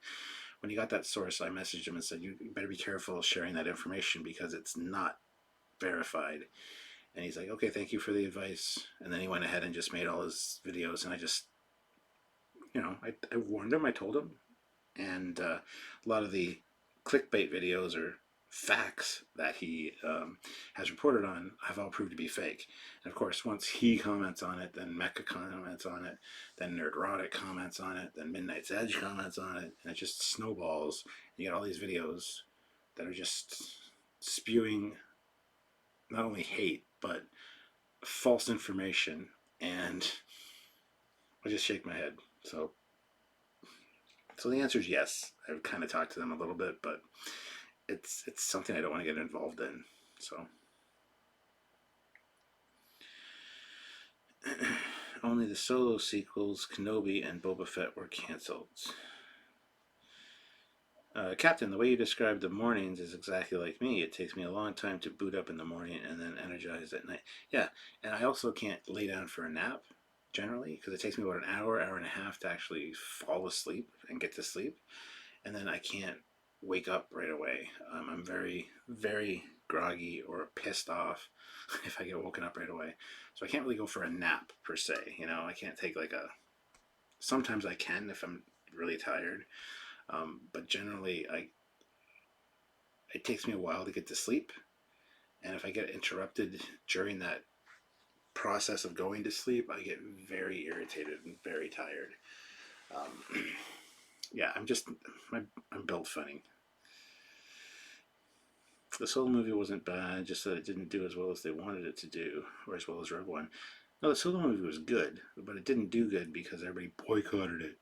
Same reason Star Trek Beyond didn't do good, because there was a boycott against CBS at the time for Star Trek stuff. So, I mean, I guess the boycotts work, but I never participate in them. I go see the movie 2 or 3 times to make up for the other people not going. Whatever. Gotta meditate. I don't know how to meditate. I've watched videos where focus on nothing, or focus on the sound of this, or flex your toes, then flex your feet, then flex your ankles, then flex your calves, then flex your legs, and move that up. It doesn't fucking work. The fake news about Kathleen Kennedy being fired and Ryan Johnson and Trilogy not happy, nobody ever say they were wrong. No, nobody ever comes out, because those videos are just, they're clickbait. They're to get instant views build a subscriber base, get a shit ton of views right away, and then they're forgotten. They never go back and revisit it. They never go back and say, oh, we were wrong, because they were never wrong in their minds. They're always like, oh, well, you know, things have changed and blah, blah, blah. But nobody ever calls them out on it, no. Am I the only person who likes Jar Jar Binks? Ducks behind Sand. I don't mind Jar Jar Binks. I think he's kind of funny. I don't know why everybody gets so up in arms about shit like that. It's like, it's a goddamn movie. Just fucking relax. It's a character that's supposed to be made for children to add some entertainment value. I thought he was funny at the time. I didn't even know I was supposed to hate him for a while. Now I'm supposed to hate him, so whatever. Trust you to answer the hippie question. What hippie comment? What hippie comment? What are you talking about? Did I answer something I wasn't supposed to answer? I have to struggle to get going in the morning too. I attribute it to being over 40. I've always been like that though. I just don't do mornings. On May nights off work on Saturday, I'll stay awake for 25 hours so I don't feel horrible when I have 4 hours sleep in the morning. Yeah, a lot of times if I have a trip or something major going on on a certain day, I'll go to bed a little bit earlier and usually can't sleep at all. I usually get an hour's sleep because I'm laying in bed trying to force myself to sleep for this event, for this travel. Like I said, I have to leave at 6 a.m. Monday morning or Friday morning this week to go to Denver. Guarantee you Thursday night I won't get a goddamn wink of sleep. I'll make it an hour at the most. And then I'm going to get up, go to the airport, spend all day doing stuff, and still go to bed at a regular time that night, which for me is like 3 a.m., 4 a.m., whatever. It's just how I work. I don't understand. I can live on no sleep. I don't like doing it, but it's something that happens. So, Jungkook doesn't claim to talk facts. He is mainly sharing his opinions, which are great opinions. True, he does that quite a bit, but he also uses his sources as his clickbait titles, which are very rarely accurate, or even have a hint of truth, to be honest. But whatever. Doomcock's not a bad guy. He's just takes it a little too far, in my opinion. He's actually very talented. So, nothing but love for Doomcock. But I don't watch his stuff anymore. I can't. It's just too negative. So, but he's a talented guy. He's carved out his own niche, and you know, more power to him. I wish him nothing but the best, but I don't know how long it can last. Trying to force yourself to go to bed earlier than you're used to never works. You just have to get a shorter sleep and work through the fatigue. Yeah, well, sometimes I can go to bed at 9:30 and just zonk right out and get like a full 10, 12 hours sleep. Sometimes more, 14 hours in some cases. And then I'm like recharged for the next like 9 months. And then one night it's just like, I'm going to bed early. Very rare though, very rare. That's the judge. See, you end up wasting time lying in bed for hours. Yeah, like tonight, I'm not tired at all yet. That's why I'm drinking a goddamn beer, so it'll make me tired. It's going to be 4 a.m. in like 15 minutes. Not tired yet. I still have to get up early-ish tomorrow to film with Samuel because we got to get a video recorded and edited and out for tomorrow, plus the rest of the week. But I'm not tired. So going to bed right now, I would literally lay there and play on my phone for the next hour and a half until I started to get a little tired. Then I put my phone down and I'd still lay there for probably another half hour before I go to sleep. So there's no sense me going to bed forcing myself when I'm not tired. So just I'll talk to you guys because you guys are boring and you're going to put me to sleep. That's my plan. You guys and the beer will put me to sleep. I'm just kidding.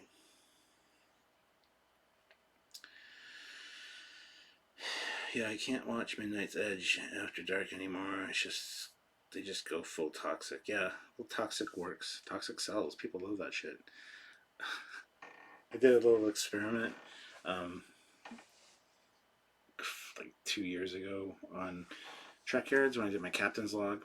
I did one that's called "It's Time for a Rant," and my thumbnail was like this, right? And I go off and rant on something in the captain's log, but that got like 3 times as many views as any of my other captain's logs. Even when I re-uploaded it to my Captain Foley personal channel not that long ago, it still outperformed all the other ones. That one, and I also named one that said, I have an addiction. It got me in the thumbnail, like, with I have an addiction, like a serious face, right? And it also 4 times the views of any of my regular videos, because people love negativity. They love seeing other people suffer. They love hearing about other people's bad shit that's going on. And it was a legitimate video. It wasn't a clickbait video. It was, I have an addiction to books. I buy books all the time. I don't read half of them, but I just love the smell of new books, you know? I love the feel of a crisp new book. So that's what the video was about. And yeah, I got like 4 times as many views as any of the other videos that I do, which are the same length, same topics, same discussion, same filming format, everything. But it has a rant, or, you know, I have an addiction, or I got arrested, or I got beaten up, or, you know, some ridiculous title. It's going to get way more views just because people love that kind of stuff. They love the negativity. They love seeing other people be downtrodden or having problems. Makes them feel better about themselves, I guess. I don't know, but it's fucking amazing how clickbait titles work. But so all the Trek channels have become CNN, Fox, or Fox News or CNN then.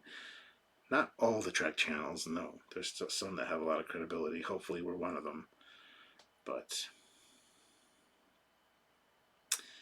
LOL, you just do you, Captain. The true fans will be here, and I like that you like what you like. Well, thank you, Carlo. Much appreciated.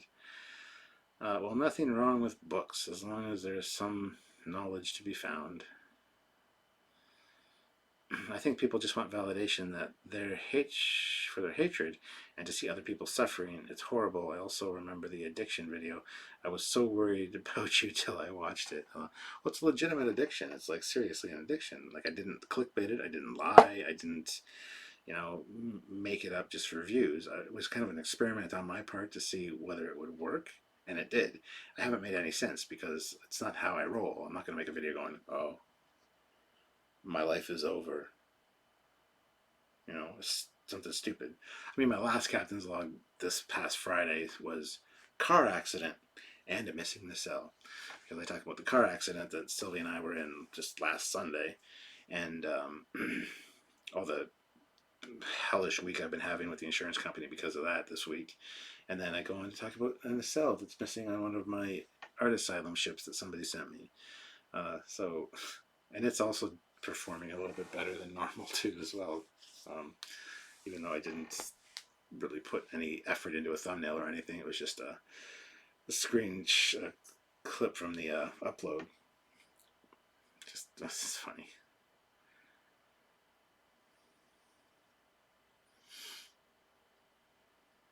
Remember, people say the odd number of Star Trek movies are bad. The Search for Spock isn't that bad. It's not. Star Trek 2, Star Trek 3, and Star Trek 4. If I could only watch 3 Star Trek movies for the rest of my life, those are the only ones. Those are the ones I'd pick because they're basically one movie. They're one trilogy. 2, 3, and 4. Love it. Perfect. Don't get me wrong. I love 6. I love, you know, some of the other movies, but if I had to pick, those would be the 3. And I love Star Trek 3. Star Trek 3 is fucking fantastic. You know why?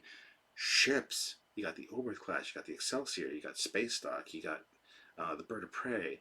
You've got the Merchantman ship that the Bird of Prey destroys. It's just fucking full of ships and tech. It's amazing, and I love ships because Trekyards, after all, right? So Star Trek 3 is one of my favorite Star Trek movies. I don't know why people give it a hard time. It's a fantastic movie.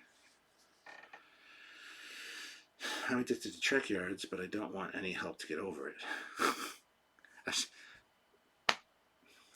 Years ago, when Trekyards started, I made, you know, the Dave Chappelle show. There's one sketch where y'all got any more of them, whatever he was addicted to. He's got like stuff around his mouth. Well, I use that picture to make a meme. Y'all got any more of them Trekyards episodes? Which occasionally gets reshared and stuff, but yeah, thank you for being addicted to our show. Star Trek 3 is great. Leonard Nimoy is underrated. There's another rule of Trek movies beyond the even number rule. All multiples of 5 suck. Huh. Give me Genesis! Oh, that's another thing. Star Trek 3 is so quotable.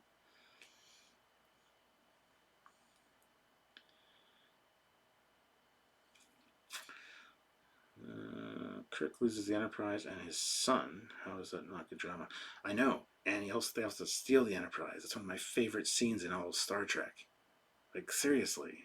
It's amazing. Star Trek 3 was the first movie that we got truly new designs that were not kit bashed. Crystal, Excelsior, Bird of Prey, love it. And the music is fantastic. Yes. They got freaking Gregory Peck's grandson to replace Nimoy. Yep.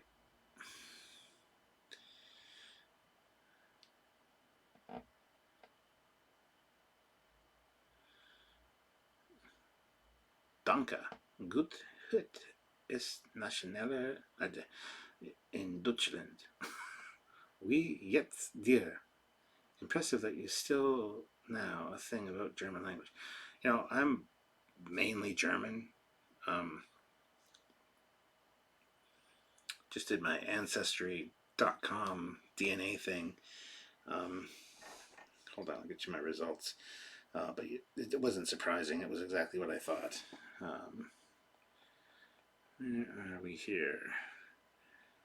So I'm mainly German, and so's Sylvia. She's mainly German as well. But I've got 47% Germanic Europe. England, Wales, and Northwestern Europe is 24%.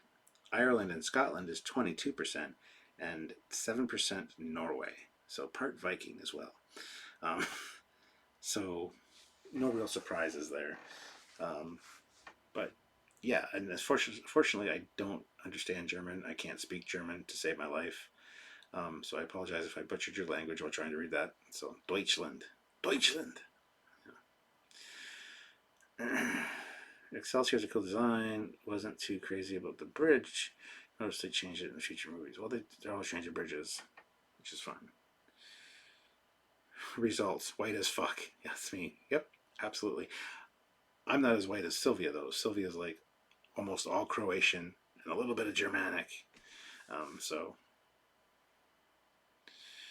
what do y'all think about the alien cultures and ships from alternate Star Trek universe? About the alien cultures and ships from alternate. I mean, I'd have to be more specific than that, but broke my heart and soul when the Enterprise. Yeah, it's one of the other amazing moments in Star Trek 3. Like the destruction of the Enterprise. Enterprise is my favorite character in Star Trek, and it got murdered. There's actually a story about that just before the events that led up to the Genesis explosion or the self-destruct, the Enterprise became sentient. It became self-aware because it had been in service for so long and had gone through so much. It became self-aware. And just as the destruct code was counting down, it decided, should I shut this down? No, I'm gonna let this go. I wish I had the site now. I forget how the story goes. It's a quick, short little story, but I'm gonna do a captain's log on it at some point.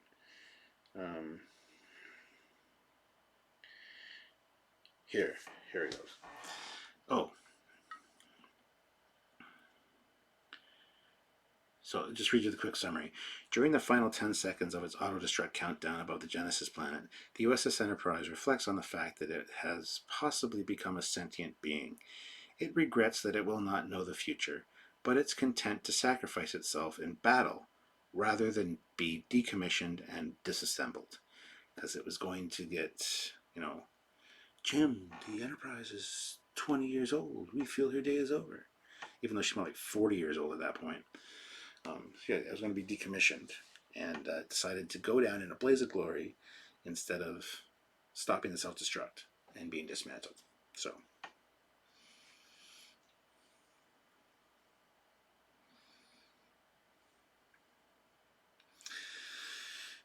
The only thing I like about Star Trek V is Kirk's line about needing his pain.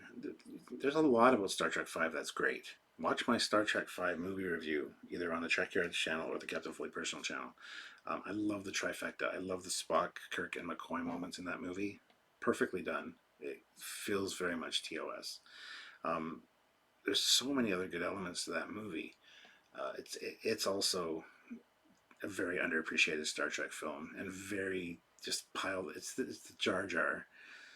Well, besides 2009 film, but it's the Jar Jar Binks of the Star Trek movies. Unfortunately, it gets too much hate. It gets way more hate than it deserves. So, better to die with honor than get mothballed in scraps. Starfleet battles are awesome. Alpha Strike, which is fire everything at point blank, should be a real thing in the shows and movies. Also, Enterprise was closer to 40 years old. Star Trek 3 takes place. Yeah, well, it's definitely 40 years old. That line is just odd. For example, the Tholians being pursued by insectoid Siltorians. The funny thing is, they destroyed the Enterprise in Star Trek Beyond and gave them yeah, that was just stupid. Didn't earn the A at all. I love that warp effect as well when it breaks the light barrier with a scream and a thunderclap ripping past the light barrier. It's a fantastic way, I think. Yes.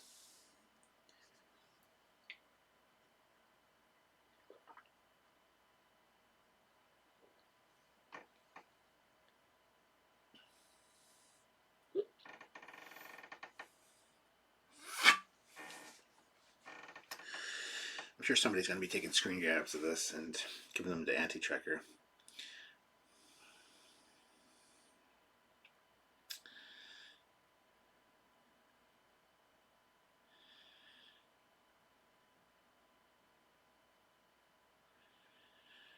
I prefer the A reveal in Star Trek 4. Yeah, it was awesome. Man, you would think they would have kept the Enterprise around if it had survived the search for Spock, like how we did with the USS Constitution. My dad was sworn into the Navy on that. That's cool, man. Yo, what's up, everyone? Says Zaphoid703. Hey. 5 a.m. and chug. Aren't there FCC rules about drinking on screen? I don't know, probably.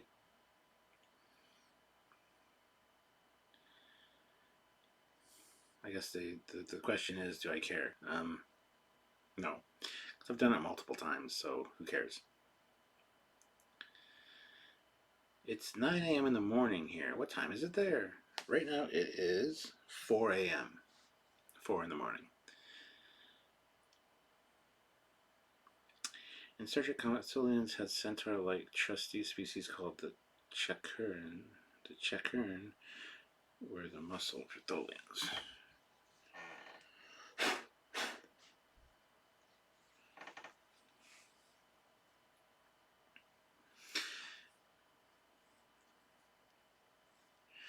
There's also a story that as you guys know, the Enterprise A, they didn't have time to construct a new one, so they just renamed the repaired Yorktown the Enterprise A.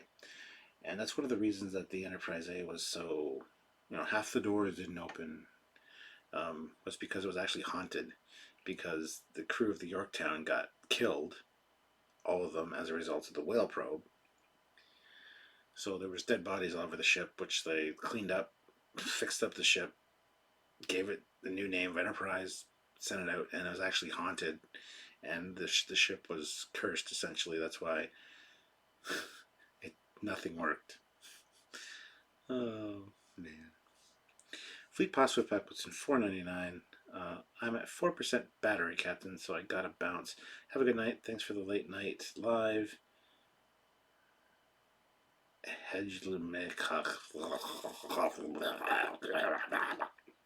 Hang on.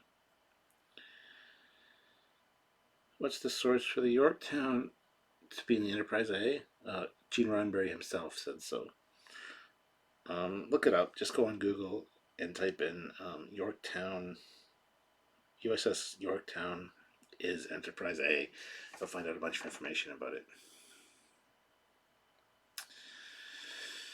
I heard there were Connie subframes left over, and the refit was a test to see if they could hold new tech. But with the refit being decommissioned early, the Enterprise A had to be decommissioned because of the subframe couldn't cope.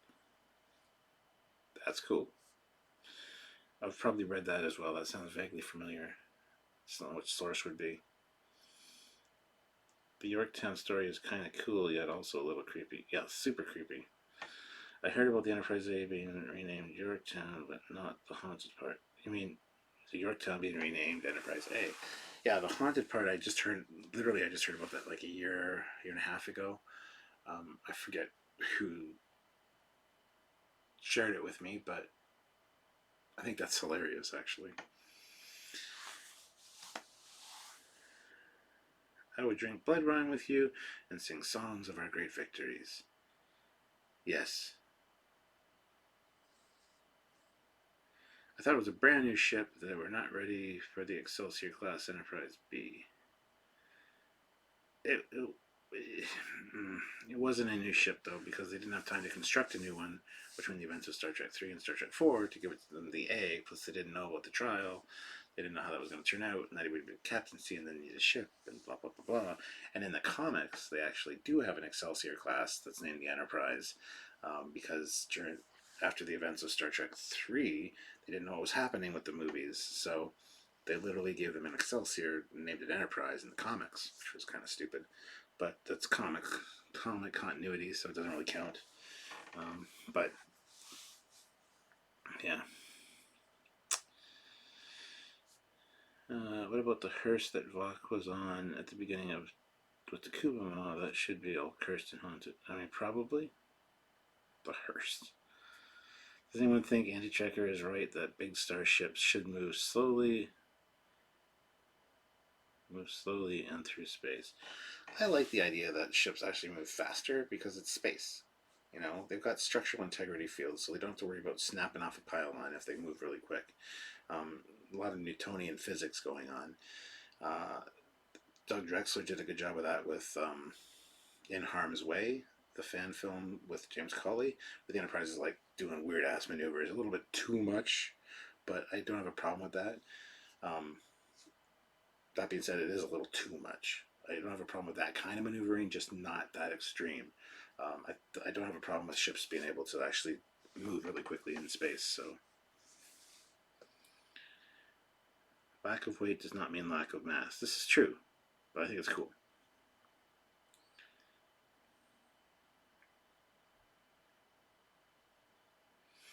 The White Bridges Star Trek in Star Trek 4 lasts for like, what, 30 seconds? Not even 30 seconds, I don't think.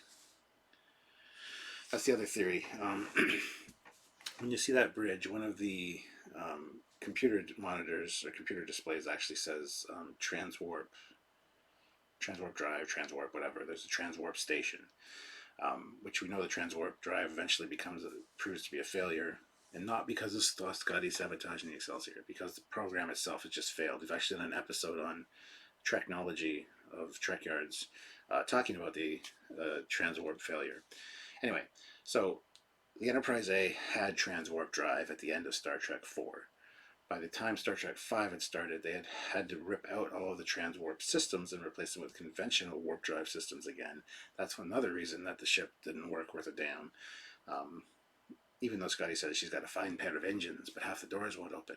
Because when they replaced the engines and all the main components to get rid of the transwarp stuff, it caused a system failure or system overload, and it affected the rest of the systems. So that's another story for why the Enterprise was a piece of shit in Star Trek 5.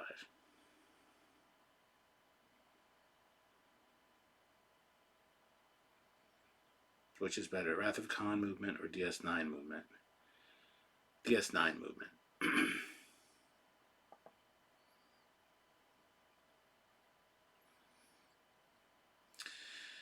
Star Trek Discovery ended the same way the Stargate Universe did, with that ambiguous, this could be the end of the show theme, like in this case the series doesn't get renewed for another season.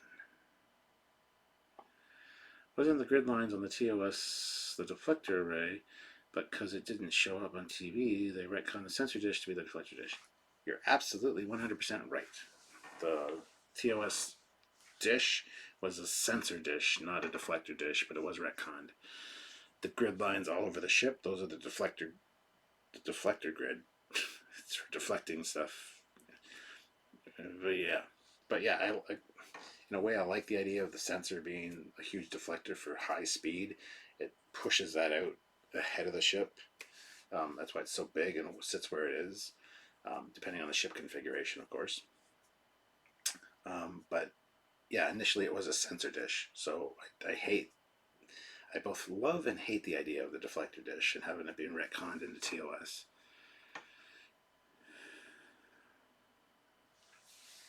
Wasn't transwarp kind of retconned? Well, actually, in TNG, there's one reference to the only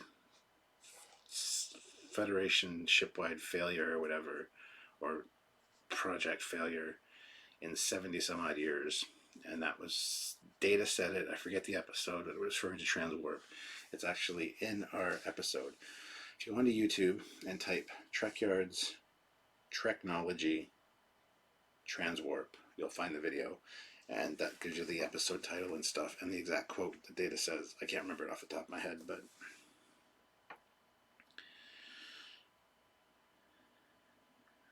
I really like the clean white and chrome look at the end of Star Trek 4 that was covered in various bridges in Trekyards episode.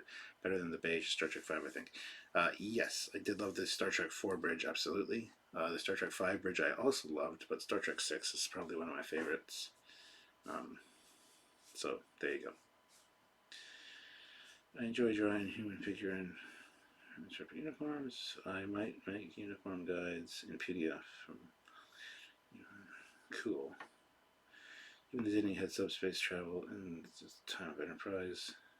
Kind of like the Star Trek 5 bridge myself. I didn't mind the Star Trek 5 bridge. It was higher on my list than a lot of the other bridges. Morning, Captain. Are you up late or early? I'm up extremely late. That being said, it is now 10 after 4. I should probably get to bed.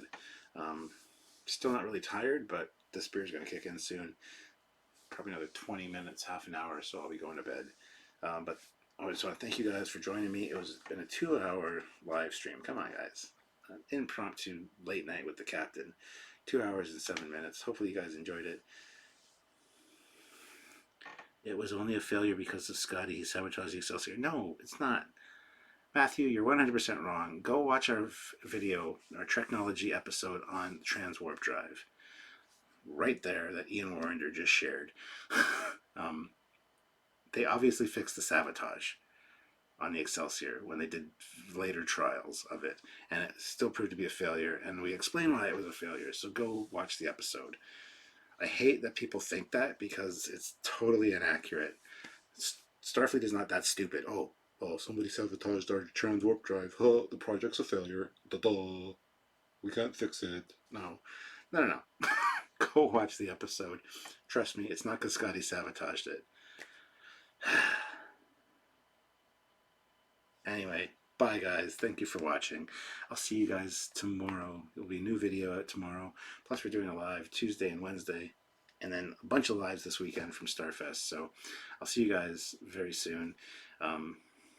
Enjoy and look forward to seeing you in the future.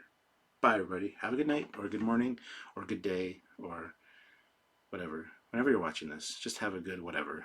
And don't do anything I wouldn't do. Bye.